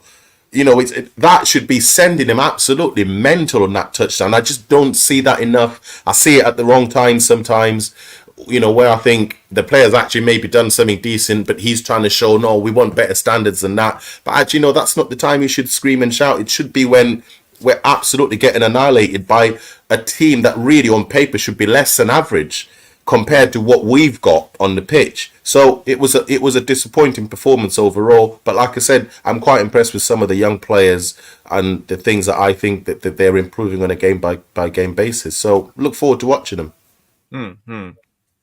Yeah, cool. Stu, you haven't said a word in a while, so do you have some issues you want to address about the style of play or anything you see? I'm a bit like Uncle Jimmy, really. Me and styles of play, they don't. Yeah, I saw you agreed with Uncle Jimmy when he talked about style of play, and our game. I could talk about our game on the weekend, and there's certain aspects where I let myself down and I let the team down because I wasn't quick enough at the tackle or I was slightly out of position. I just had one of those days where it didn't click for me. And the problem we've got is our players, they're having these days all the time. They're not clicking for them. And, for me, it was really common sense and maybe a little bit of laziness involved, and it's exactly where we are with our players. It's a lot common. Your mic is a little bit low. If you can turn it a little bit up. Oh, is it? Yeah. I don't know. I can turn it up. I'll have to. I can hear you fine, so I don't know. Yeah, I don't know if it's. Maybe I can hear quite okay. And that's where we were on Saturday. We lose the game 2-0, and we're talking about it. We're trying to work out why it all happened, and ultimately you can only look at yourself and think, well, it's my fault. I wasn't there. I wasn't quick enough. I didn't read the play. I didn't read the game as I should have read the game. And these players are doing this, by the way, every day. They are playing football every day of their lives. They're going into training. They're doing a bit of work out at the gym, and they're playing football. And then they're going on the training pitch. So they're doing certain things, but ultimately they've got a ball by their feet every given time. And it fucking amazes me, right, when a commentator says to a player when he takes the ball out there and he touches it, oh, what a sublime touch. Get a life. That's what he does. That's what yes. Every day. It's nothing special. Nothing that these players do is anything special that you or I couldn't do if we were doing it day in and day out. And this is where we are. And you've got to a stage in footballers' lives, you've got a stage in footballers' careers where they don't care anymore. That there are certain clubs where players care because they're striving to get to the top table. Stu, sorry, just because you've made this point, let me ask you a question. If you can add this to your point, why is it that Manchester City players can play 90 minutes of a match and not miss control of ball once, not misplace a pass once, just you're looking at their passing figures, they're in the 80s, every single one of them is in the 80s and 90s. What's the difference? Is it purely just because Pep is drilling his players just so much to not make mistakes, and our manager just isn't doing that? Or is it just our players simply will never have the quality to be able to sustain, kind of playing a game with not many mistakes? It's a mentality issue for me, Uncle Jimmy. For me, it's our play. When you look at City team, when you look at a Tottenham team or an Arsenal team, or they take pride in what they do. I'm talking about players who take pride in what they do. When they put on the shirt, they go out there and they give it their all. We just lack, I think, mental strength. Our team, I think most of our players don't want to be there, don't look like they want to be there, and just there's an environment, Uncle Jimmy, where walking through the door, I don't think it's a pleasurable experience at Carrington, and that's bad. And I don't think that's down to, by the way, Erik Ten Hag and the coaches. I just think that's down to the higher echelons of our management team. There's no fun in it. I always say, certain players should take a look back at their youth and what was it that made me pick up a football when I was 5 years old? Wait to play. What's changed? What has changed between now and then? Because when you watch Doku, if you watch Doku, he looks like he loves playing foot. He's like a pit bull. He just loves playing. He just loves playing football. This guy just wants to run around. He doesn't stop. He doesn't get tired. Look at Adobe yesterday against Garnacho. We got the better of Garnacho because he loved it.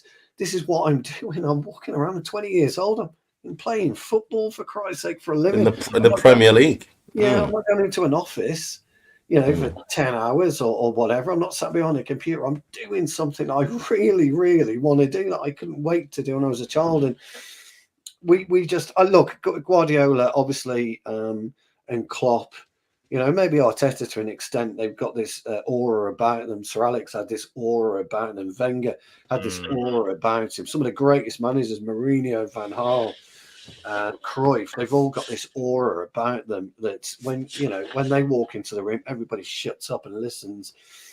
Erik Ten Hag is desperate for that, but he hasn't got a group of players and he hasn't got a dressing room, by the way, Uncle Jimmy, that demand it. When you go into City dressing room, we've got Carl Walker demanding. You've got Kevin De Bruyne demanding. Rodri, demanding.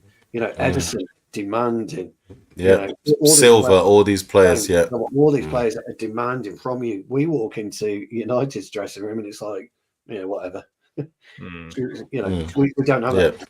Now, when if Kobbie Mainos walking into a dressing room where he's got Schmeichel, Neville, Pallister, Bruce, Ince, Keane, Sheringham, Cole, York, Berbatov, Cantona, he's walking into a completely different environment. And we don't have that aura of player. We just don't. We don't have that aura of player.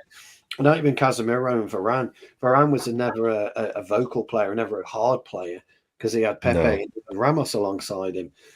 Casemiro had the crooner and he had Modric alongside him. I mean, just give them the ball. Away we go. We don't have any of that, and that's our biggest problem, Uncle Jimmy. It really is.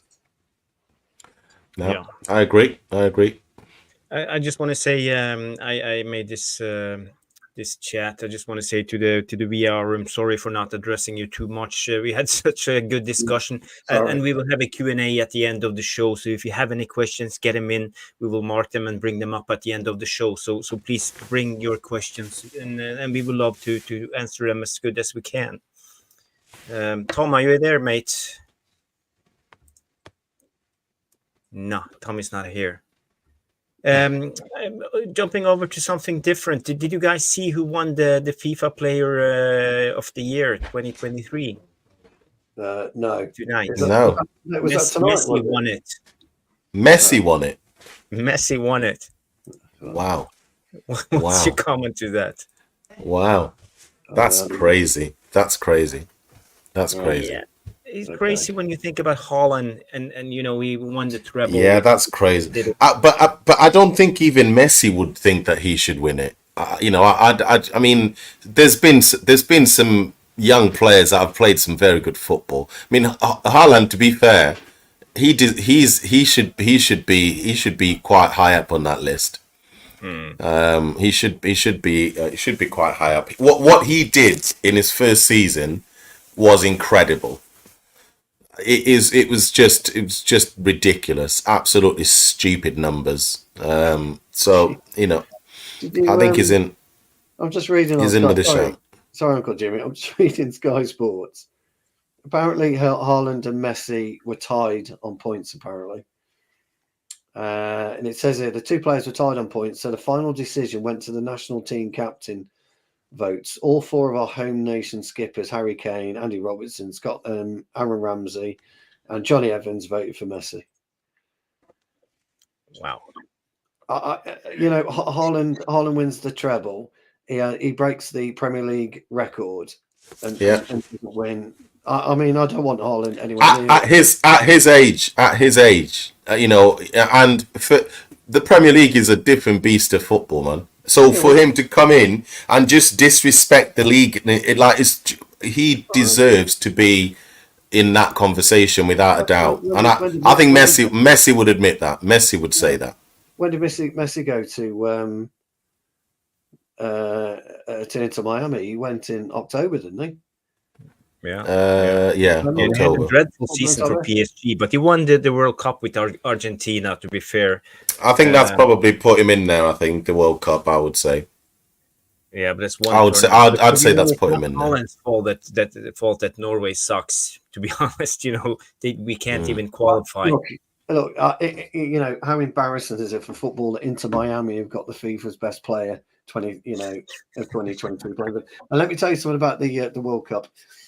I think it's amazing to have that in your CV, but Messi didn't win the World Cup on his own. He had Emi Martinez to thank. Oh, he had a few players they played well. They played some good football.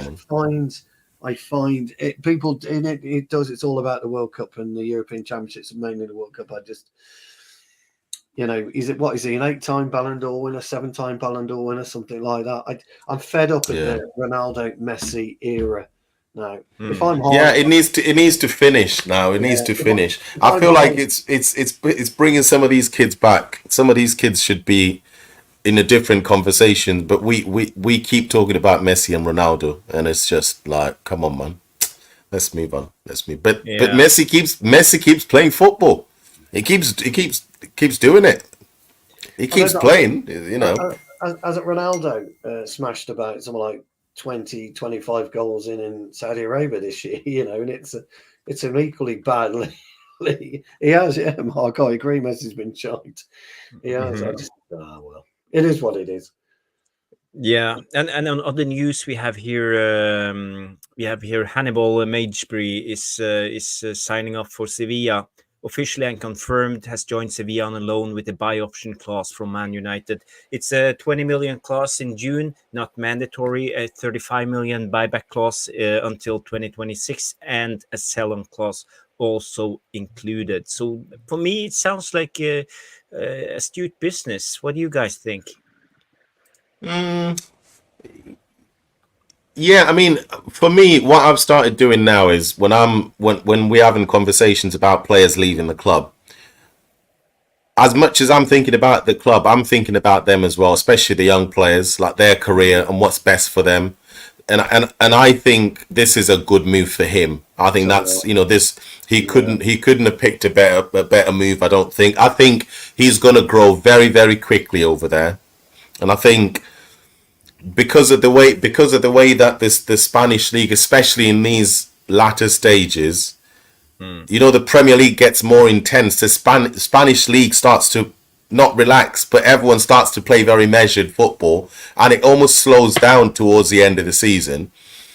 So I think this is the best time for him to go there, because he'll have the time to actually learn the trade properly at top level. And I think he's going to get a consistent number of games. I think he's going to suit the league personally. I think he's going to do quite well, and I hope he does well. So for him, I think it's a great move. From our perspective, it's another young player who's potentially going to leave the club permanently. So, and a player that's kind of shown his promise over the last few months.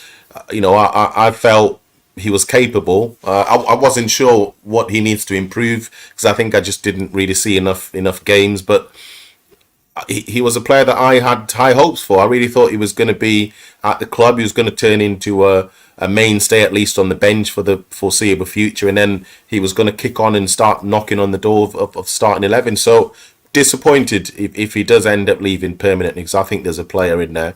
But all the best teams, I think it's the best move for him. Yeah, I agree. I think it's a good move.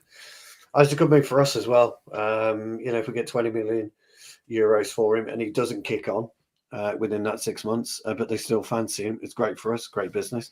Do we want to buy him back on 35 million euro? I don't know. If he's a 100 million euro player at the time, then yes, it's great business all around.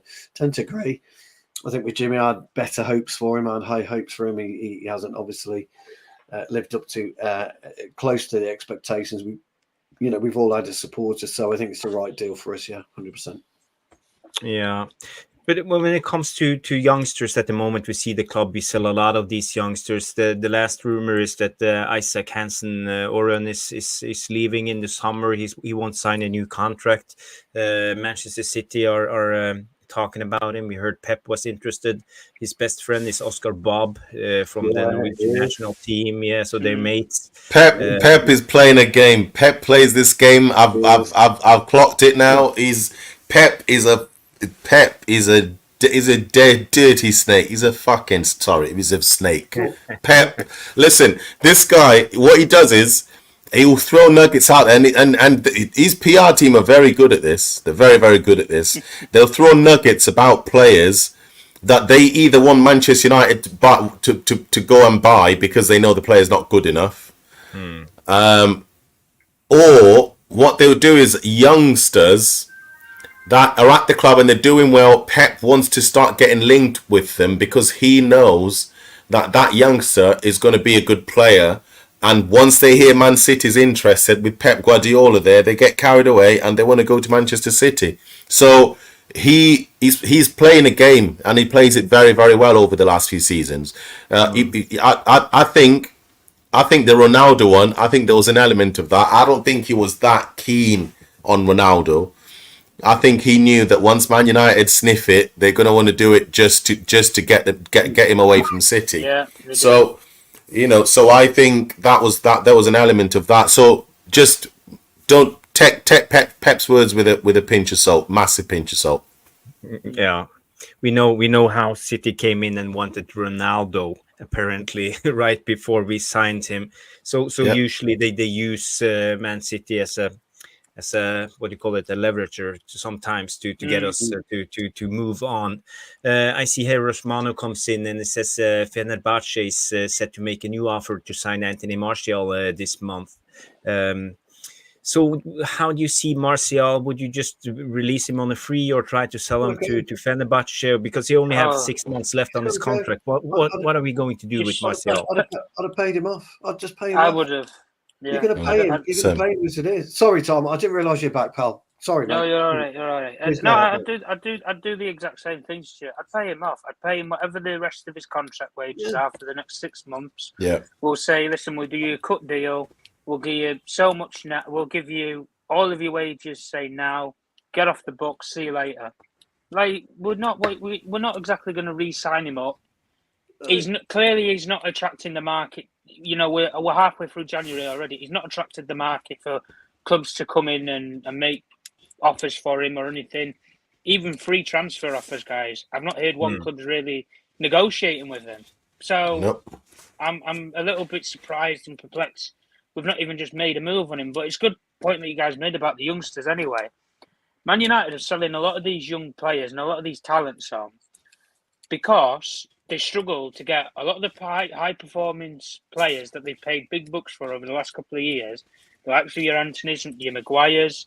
They struggle to move them on. And it's not because that they might not go to another club that wants them. Listen, West Ham wanted Harry Maguire in the summer. They were prepared to pay whatever it took to get him to go there. They were. In the exact same case with Scott McTominay. But the decision came from above to keep them. Why? We have no clue. No clue at all. And if you look at it from what you guys said about with such as Hanibal and Alvaro Fernandez, you're selling these players on to clubs that in Sevilla and Benfica, as recruitment clubs, are very good. They're very good at marketing young players over a long-term period, and then getting money for them later on in 4 or 5 years' time. And even in saying that, guys, right now, I'm surprised in a young kid like Kobbie Mainos that he doesn't look at his surroundings and start thinking to himself, "What am I doing here? What am I doing here?" Yeah, that scares me. Yeah, that scares me a lot. And when Jimmy, when you said about that with the Manchester City links and Pep, when he wants a young player, he knows how to get them around the club. Listen, City released Darren Fletcher's 2 lads from the academy like that, and we got rid of Zidane Iqbal just to complement them into the squad as youngsters. You look at it from our perspective, Kobbie Mainos, there's been these links and flirties around that Manchester City are interested in him, and that they'll be looking at potentially giving Manchester United a payoff deal for him to go over to join their academy. And listen, if the kid did it, I wouldn't blame him. I really wouldn't. I wouldn't either. As a young kid, you would dream of playing next to technically gifted players. De Bruyne, Foden, who's a similar age to you, Bernardo Silva. Even when he was there, Gundogan would have been brilliant to play. Oh my God, him in that team, Jesus Christ! It scares the living daylights out of you. And he's a local boy. He's a local Manchester boy, so he's a Manchester boy. He doesn't know anything away from Manchester. He doesn't know about going to Real Madrid or going wherever. He doesn't know that. He doesn't mind have those aspirations. He might want to stay grounded, stay at home where he knows it all.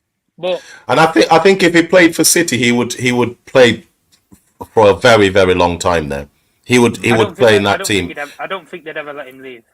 They would never let him leave because he would play so well under Guardiola. He'd play really well. I think he'd be exactly the same as what I think Pep would look at it as the next Phil Foden project, where you wrap the player in cotton wool a couple of years, give him a couple of games here and there. Let's not burn the talent out of the kid.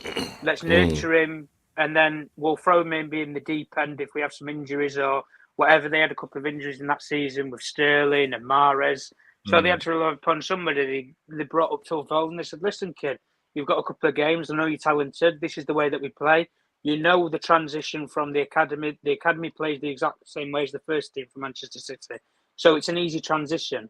So if you look at it from Kobbie Mainos' perspective, if you would not dream of, being asleep at night and dream of playing next to Scott McTominay. You wouldn't. Casemiro, okay, that's maybe a little bit more reassuring. But Scott McTominay, in comparison to all those players that I mentioned, Rodri, De Bruyne, night and day, completely different category of fish.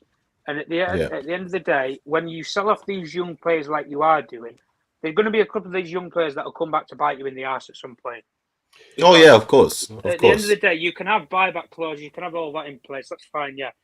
If you don't have a set price in place, these clubs will rinse you. They will completely rinse you for every penny that you've got. And there will be one of those players that will go on who will go to a Manchester City maybe at some point in time, or go to a Liverpool, or go to one of our rival clubs in Europe, and they will be a success. But in this toxic environment right now, young players can't flourish. They can't. Do you know what I find more of interesting, guys, on this one? And this is going to be a little bit contentious, so I do apologise, but we wouldn't have done this 6 months ago. We wouldn't have been this astute to have sold to Benfica and Sevilla. 6 months ago. Is this the start, maybe, of a more focused Manchester United? Is this the start of somebody in the background potentially advising? Because this would not have happened. Pushing things. Guys. all, would We it? have this new negotiator. What's his name again? Matt. Was it Matt Judge? No, Hargreaves, isn't it? Matt Hargreaves. Matt Yeah, Hargreaves, yeah. Yeah. Now, is this the start of somebody with brains operating with brains? Because there's no way we would have got a 20 million potential clause for Hanibal, and negotiated, by the way, a negotiated buyback clause of 35, which could be cheap. And I think Tom's right, and Uncle Jimmy as well, about the development qualities of Benfica. We've seen it before with Benfica and how they can prize big money. And look what they did with Enzo. Mendes. I mean, they can prize big money, and Sevilla do all the time. They're a conveyor belt of quality all the time. Yeah. And I don't feel we would have done this 6 months ago. And I'm just wondering, is this somebody telling us somewhere along the line there's some brains now operating at the correct level at Manchester United? Could be wrong, could be completely wrong, but I don't see this happening 6 months ago. Do you guys?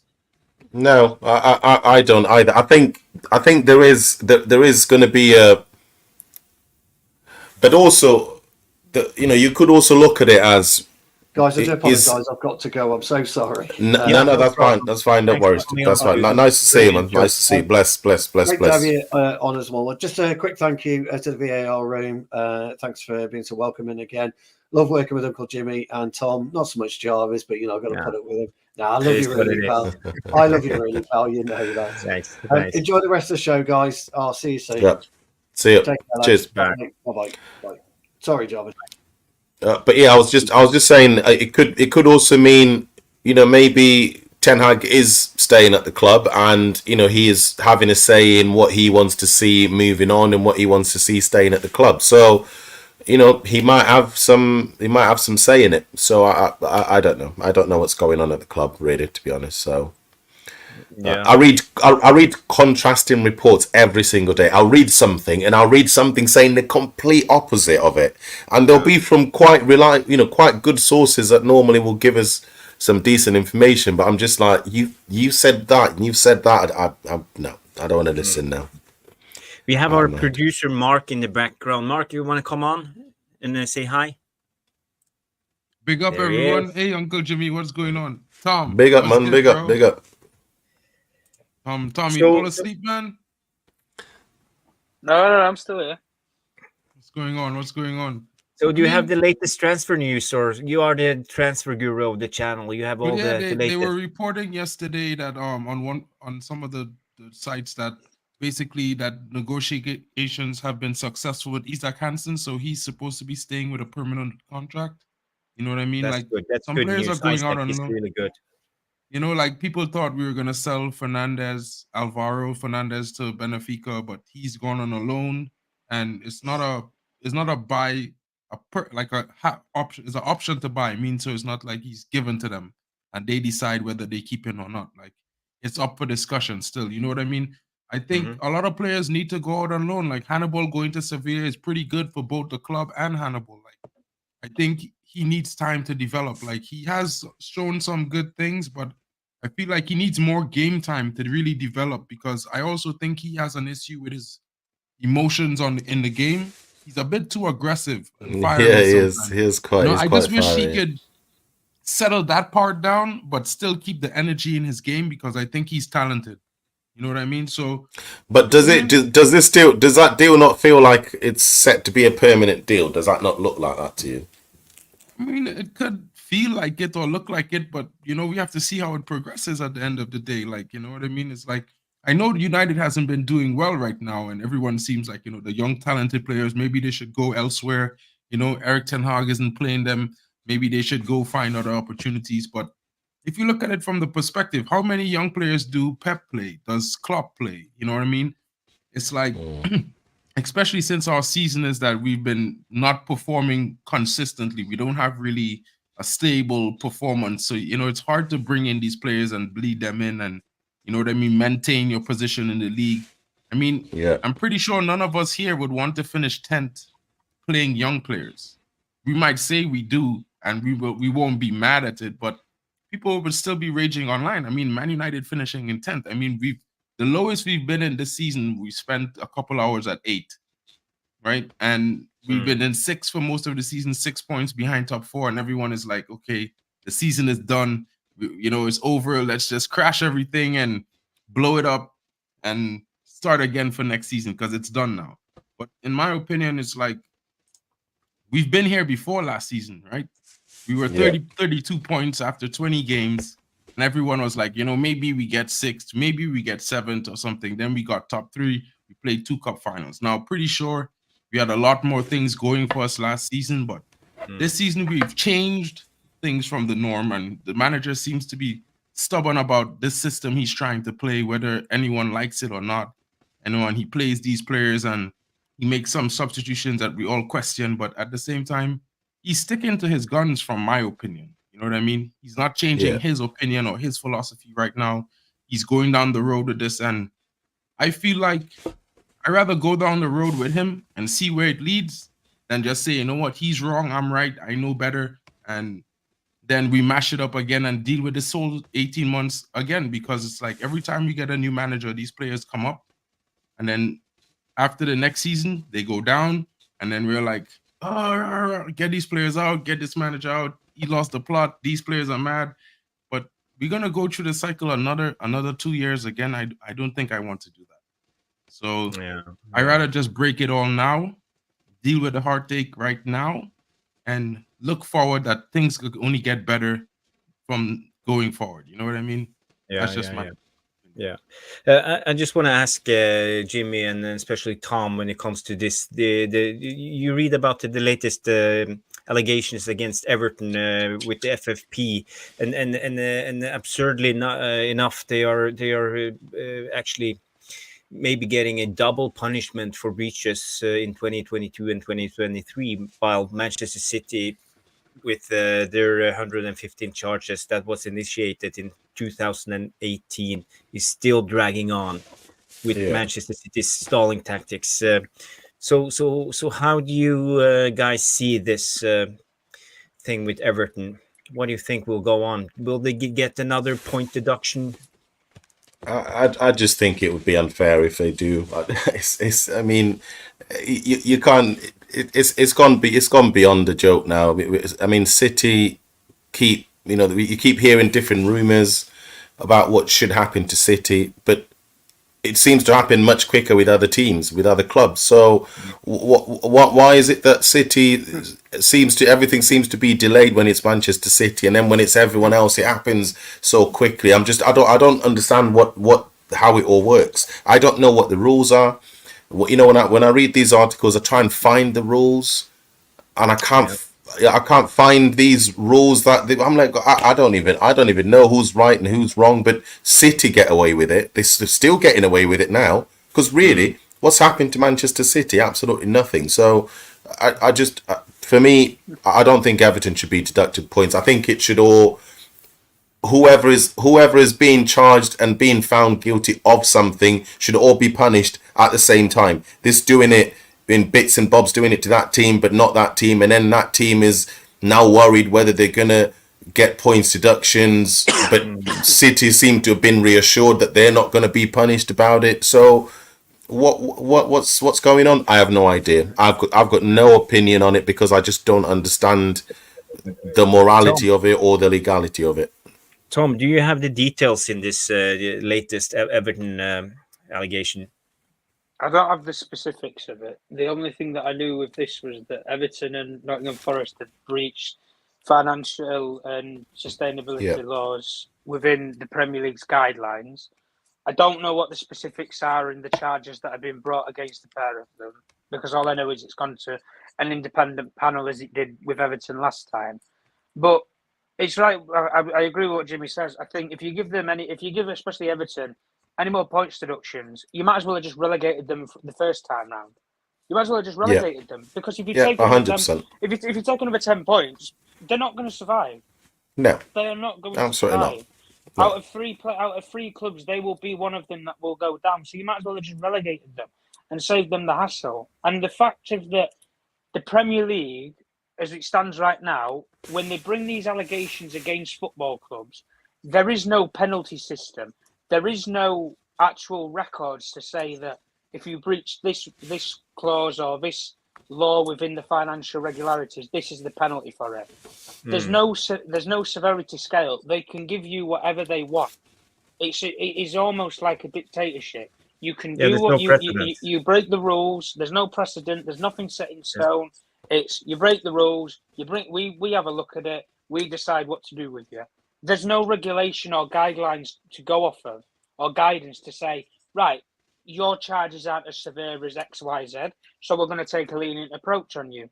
At the end of the day, look, the Manchester City and the Chelsea allegations that have been publicised and put out there that the Premier League are looking into, the way that you can look at those two is this. If they I very much doubt that Manchester City will ever get relegated from the Premier League, even if they're found guilty of these charges. And the reason why is, if they're found guilty, Manchester City Football Club will sue the Premier League against the allegations if they believe that they've been wrongly done. It will be put out into the public, so the media will then have to pick a side. Do you pick the football clubs that you get stories from internally at Manchester City, or do you go with the Premier League, the regulation for the sport of which you report on? The media have to pick a side then. But if you take it, they can pick on the little clubs like Everton, like Nottingham Forest. You can pick on these little clubs because they're not going to bark as much. Everton, right now, in the situation that they're in, they don't have the financial muscle power to go against the Premier League and sue them. They don't. Manchester City, they have an old oil rig state that can go against the old bloody system of the Premier League. And the only way that I can justify these allegations coming out today, guys, is that tomorrow, Richard Masters, the Chief Executive of the Premier League, will be at the British Parliament in London to put forward his proposal that they introduce and implement a football regulator within the Premier League. He's now on board with it. 6 months ago, Richard Masters, for all people that don't know, said, we as the Premier League don't need an independent regulator to come into the league and to come into the Premier League officers and effectively tell us how to do our jobs. We know how to regulate the league. That's what he told you 6 months ago. Now he wants one in the league. The reason why he wants one in the league, guys, and I'll summarise it very quickly. The Super League, he is panicking that if these big six clubs go away from this league, there will be no money, there will be no competition, there will be no entertainment. The best players won't be here, the biggest clubs won't be here, nobody will watch the Premier League. It will die a slow death. And second of all, in the system that they're in right now, like I said before, if they find Manchester City guilty of them charges, Manchester City will sue them. If Chelsea are found guilty of them charges and the punishment's severe, they will sue them. And Chelsea and Manchester City, if they get allegations against them at the same time, they could go together. And those two clubs, if them allegations are against them, and Manchester City are down in League Two and Chelsea have joined them, who's to say those two clubs don't think, do you know what? We'll pay the lock and key fee to get out of the Premier League and we'll go and make our own Super League. Those two clubs would be on board with it because they've broken away from the system. But the problem that the Premier League has right now, and this is why the football regulator, if it comes in the league, the first thing that they need to do is they need to put a set of guidelines in place to say, if you break this, this is the penalty. If you breach that, this is the penalty. Whether it's a fine, a points deduction, expulsion from the league, you're stripped of your titles, you're stripped of whatever money you made from that year, whatever it is, you should penalty them, but put it in the actual dialogue and paperwork and publicise it. So us as fans, we know what you are potentially going up against and what you could get in terms of severity of it. Because right now it's speculation.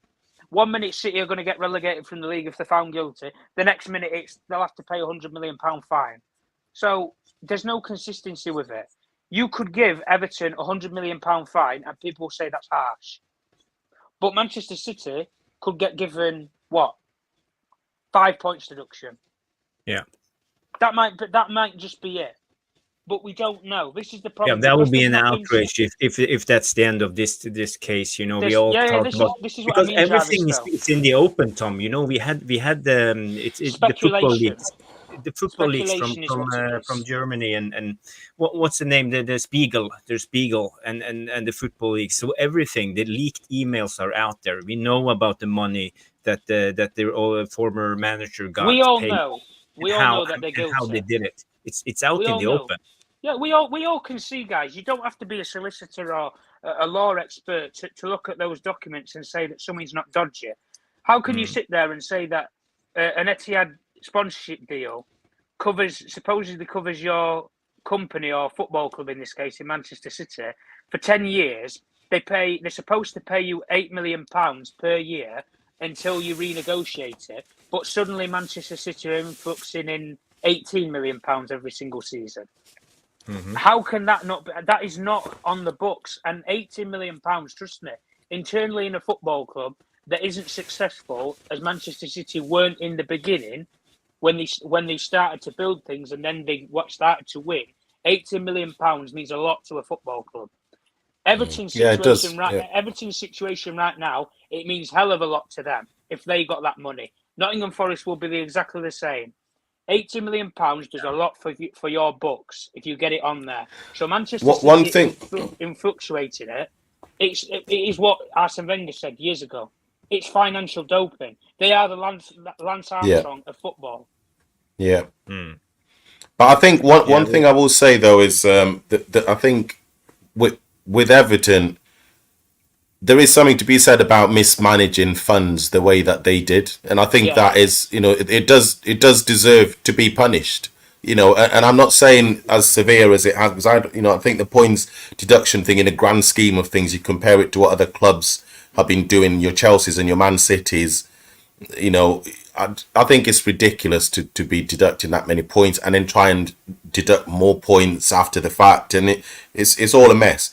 But I think they did some really bad business, really bad, and they did it consistently for a few seasons, and I think that has a knock-on effect on, that effect kind of trickles down, it goes all the way to grassroots football, because you're in this situation where there isn't a development structure for players anymore, because they could be over there 1 minute, but now because this club over here can afford to buy them, then they just swoop in and get them, even though they can't afford to buy that player, and the team is not good enough for this player to actually develop and actually become the players that they need to be.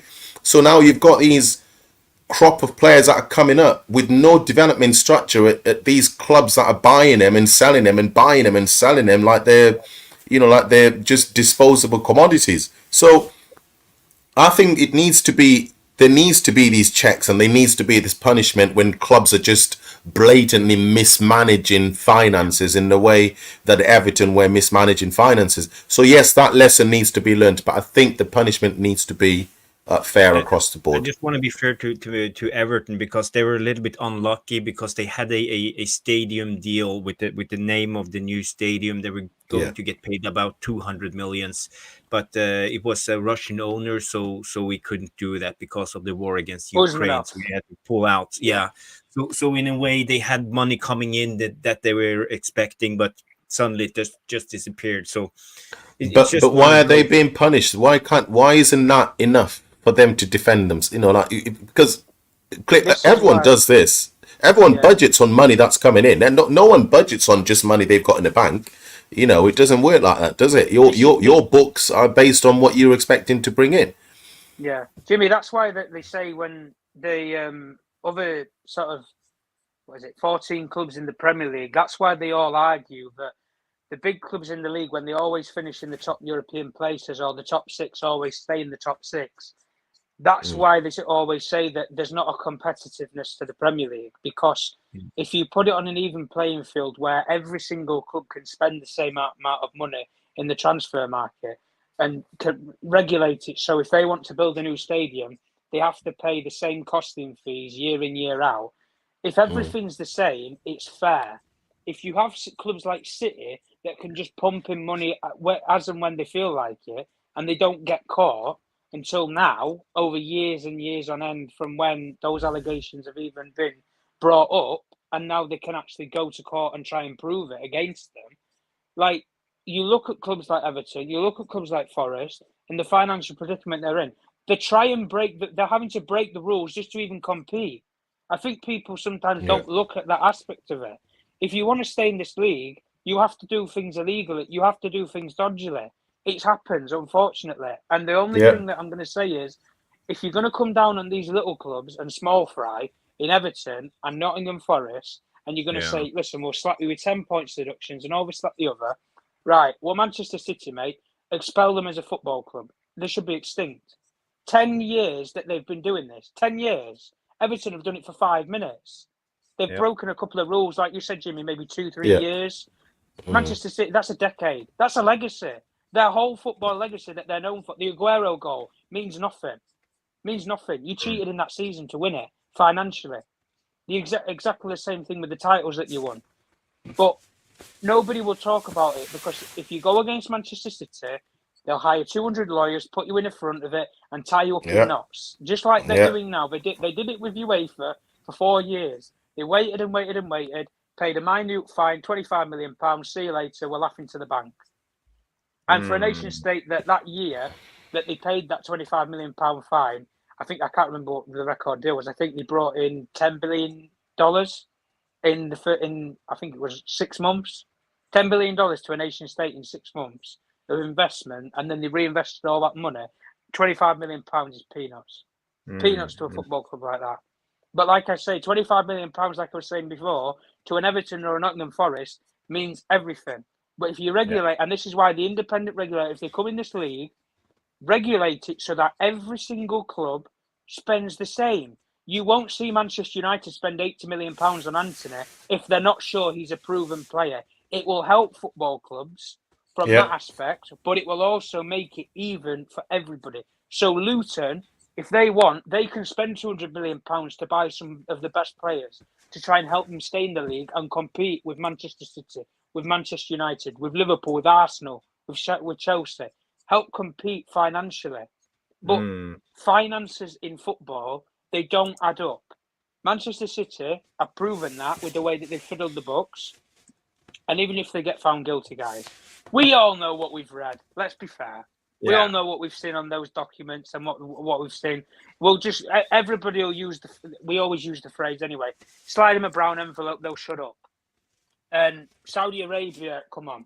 Saudi Arabia, first five months they try and buy Newcastle United, they can't do it. All of a sudden, the British government start talking to the Premier League, and then a month later, they buy Newcastle Football Club. Come on, we're not thick, we're not stupid. Brown envelopes and dodgy business and shady stuff happens in football. It does. Oh yeah, I think it happens a lot. Yeah, I just want to say we're rounding up on the 2-hour mark, but I just have one little thing to play before we go, and I just want to ask you about the details about this, because we all saw the pictures of Reading fans storming the pitch. Maybe I can share it. Let's see.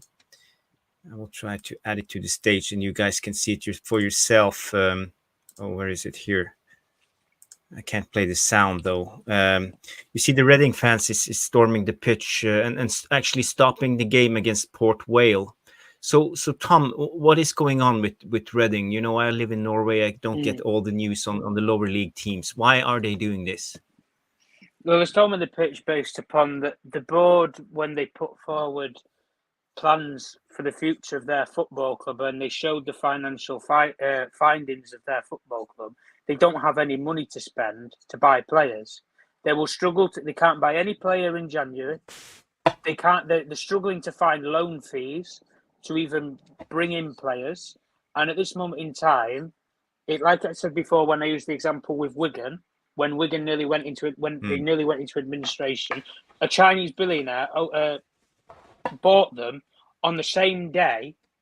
He put them into administration and financial irregularities on the same day. It happened. In the same way with Reading, they don't have the money right now as a football club, and it comes from the people who manage that money. The CEO, the executives, the board, they manage the finances of their football club. And the fans, they've bombarded the pitch based upon that they don't believe that they've managed their football club well, in the same way that Manchester United fans say the Glazer family haven't. But we always make money, but we don't know how to spend it correctly. Reading, on the other hand, they make money, but to their football club, money is everything. Because if you don't have good money coming into your football club at a rapid rate, you can't progress up the table. And it's nitty-gritty at the end of the day. But the owners of the whole football club, anyway, in Reading, as Rushman was saying here anyway, they have ripped that football club from pillar to post financially anyway over the last couple of months, and at least over the last 18 months anyway, where they're pulling money out. They don't want to put money in. But there's also a different example. There's a Turkish billionaire, I can't remember if he's a millionaire or a billionaire anyway, he bought Hull City Football Club, pumps money in, he goes to every single game, flies over from Istanbul, every single game home, away, he's always there, present, goes to the club shop, he even put it on for the supporters and everything. I think there's a video online anyway on YouTube for anybody that wants to go and watch it. Daily life of a football, as a EPL football owner, I think it was, EFL football owner. You go and watch the video, guys. Put it on, open-hearted with the fans, take pictures, selfies, speak, consult with fans, has a pint, chill, normal sort of guy, almost as if he would just go there just to watch a game Saturday with his son. That's how it looked like from the outside looking in. But football clubs like Reading, anyway, listen, we've been here before. Bury Football Club went out of extinction because not enough money comes down the football pyramid. Wigan were very nearly the same. Oldham, very nearly the same. There's so many sad and tragic stories with football clubs and they go out of business. It's either due to mismanagement or they just don't get enough money pumped into their league. Unless you're going to have a millionaire, billionaire owner who's got the deep pockets to take a loss, you're going to struggle. And not a lot of businessmen want to lose money, unfortunately. Yeah, it's sad in a way, but it's also good to see that the fans are taking back their club in a way. I think it's a good sign, and it shows to the owners that they can't just play around. You know, these football clubs are I would say like a family for people. You know, they have this football club from when they are born until they die, and you can't just play around with their emotions. And I think a lot of Man United fans feel the same now. We have been through 18, 19 years with the Glazers, and they are constantly playing with us and mismanaging our club. So when will we see this at Old Trafford, do you think? Do you think it will come to that stage that the fans will crowd the pitch? Well, it did, didn't it, in lockdown?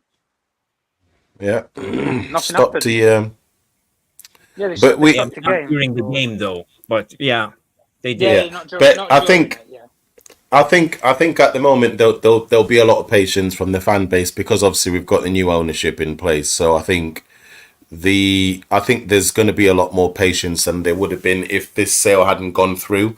I think it would have been starting to heat up, I think, by now.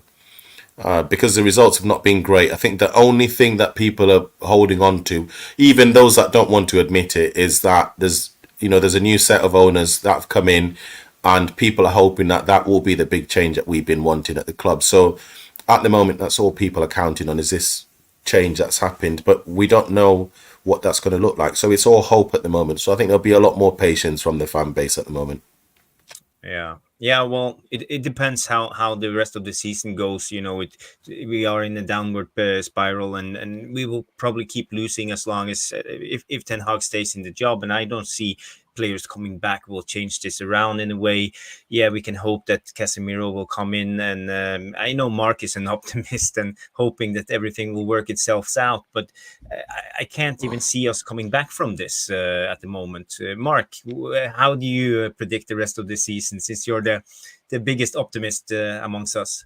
I mean, like from the perspective that I look at it from, like, I didn't expect these players to perform really well to begin with, most of them, some of them, right? And then I look at football slightly differently. Like, it have some key players, like for me, in the team, I feel like if their performances are lacking in games, it sets us way back. It cost us our style of play. It cost us the way we're trying to play in the game. It cost us control of the game some players, you know, every team have a talisman. And when you look at Man City, De Bruyne come on, and as he came on, Man City was a different beast. You know, look at Liverpool with Mo Salah. And like it or not, Marcus Rashford is our talisman, guys. When this fella on his game, United is pumping at different tempo. Look at last season. You know, he off his game right now. And that is like so huge for United. You know what I mean? Like, we don't really have any one attacker right now that taking it to the next team. And they're like, listen, we need to totally man mark or double mark this guy every single game. We don't have a guy getting a consistent goal every single game to be a consistent threat. So it's like a lot of problems. But I mean, it's a rebuild. Like I keep saying, like Ten Hag, for me, there's a rebuild, and I didn't expect to be seeing no beautiful football right now, especially this season. Yeah. Because last season we kind of stick to result-based football. You know, we was not playing any real basic style of play or anything like that. We were just playing football to get results. Kind of like what Oli always used to do, in my opinion. But this season, he's trying to bring in a style of play, a system, and the fellas had to work with it. And he had to go and have problems, and it looking bad right now. But I will keep saying we're not performing well, and we 6 to 8 points behind top 4. Just imagine that. We're not performing well, and for the entire season, we're 6 to 8 points behind top 4. And for me, if we start to perform well, whether or not we finish in top 4, we're definitely going to finish in and amongst where we are right now. So I would say like between where we are right now, 7th and 4th, is a better trajectory than finishing 10th. Because, I mean, we have spent most time of the season in this position where we haven't been playing well. And that's the biggest thing for me. We're not playing well, but we're still there. So in a way, it could only get better for me if the players improve, if the coach figures something out at the same time, if everything comes together somehow in the next few games. I mean, it have 15 to 16 games left. And even if we lose 2 or 3 more, if we win the last 12 games, and you can't say United can't win a 10-game run, because we've done it last season under Eric Ten Hag. And usually we have an 8 to 10-game run every single season for the last 20 years, bro. So it's one of those things where I just counting on history as well, a little bit. Yeah. Well, I'm glad you're an optimist and sees it that way. We have to end this stream now. We are 2 hours 6 minutes in. Any of you guys have a final say before we end? Wrap it up. Just how about that Kobbie Mainos though? How about that Kobbie Mainos? Yeah, This kid, man. I'm talent. not gonna stop saying his name. I'm gonna keep bigging him up because he's doing the right things. He's got the right mind on him. I hope we can improve the team for him, because I think I want to see him do well. I think he's gonna be a good player. Yeah, he's going to be one of the best if he just keep this trajectory going and gets game time and of course avoids injuries. That's my biggest worries when it comes to young players. That's the main one. Yeah, definitely. That's the main one. I just want to big up Højlund for the goal and assist that he get. Yeah, I know. That's Yeah, a humongous positive. That's a second Premier League game in as many games that he scored, and he got an assist. So I think another good positive from a youngster in the team that was having a hard time for most of the season. Yeah. I see Ivo Bosic comes in. He agrees with you. He say Mainos is all that I enjoy watching this team. And Football Power Hour Poppy comes in and say, whoa. No, you see now that my kid is doing well. All these people coming out of the woodworks claiming my son. I'm not having it. I've got the DNA test. I got the birth certificate. It's all the paperwork is in order. Don't play with us. Don't play with the family. Leave our family alone, please. Yeah. I see Yale comes in with a cheeky one here in the end. They say, yeah, I do hope to see Hansen get minutes soon. Mainos and Hansen do something special at the club. Not sure why Hansen is not even on the bench. And I agree. I hope that he will get more playing time. You know, he's Norwegian. I've been following him. He's from Tromsø, my hometown, up in the north. here, you know, it's cold up here. It's winter all the time. It's winter darkness time now. It's minus 20 degrees outside. But even up here, you can, yeah. It's crazy. But even up here, I thought my little -4 was cold, man. It's -4 here now, but I thought that was cold, bro. Jesus. It's insane. It's insane. But even up here, we can produce footballers. Football is the sport. Universal. Yeah, it's universal. It's definitely all over the world. So it's really good to see that Hansen is coming through. And at the end, I just want to big up everyone in the chat. We have Ivo Bosic coming in with great comments. Lilis, Football Power Hour, Rush Mano, always with his updates. We have Yala with his lasagna and pepperoni pizza. We have Ramo. Who else do we have here? We have Scotty at the wheel. Scotty, big up, Scotty. And Red J, Ramo, who else? Johan MUFC. So sorry, guys, I didn't get to shout you all and read your comments out during Jarvis Corner. We actually just tried to have a conversation, but the next show we will bring you guys in more. I promise. So it's been a good show. Thank you for coming on, Mark. Thank you, Tom. Just left. Thank you, Uncle Jimmy. And thanks to big up, man. Big up. It's been a good stream. So see you on the next one. Have a good. Yeah. See you later, guys. Good night. Bye. Good night. Good night.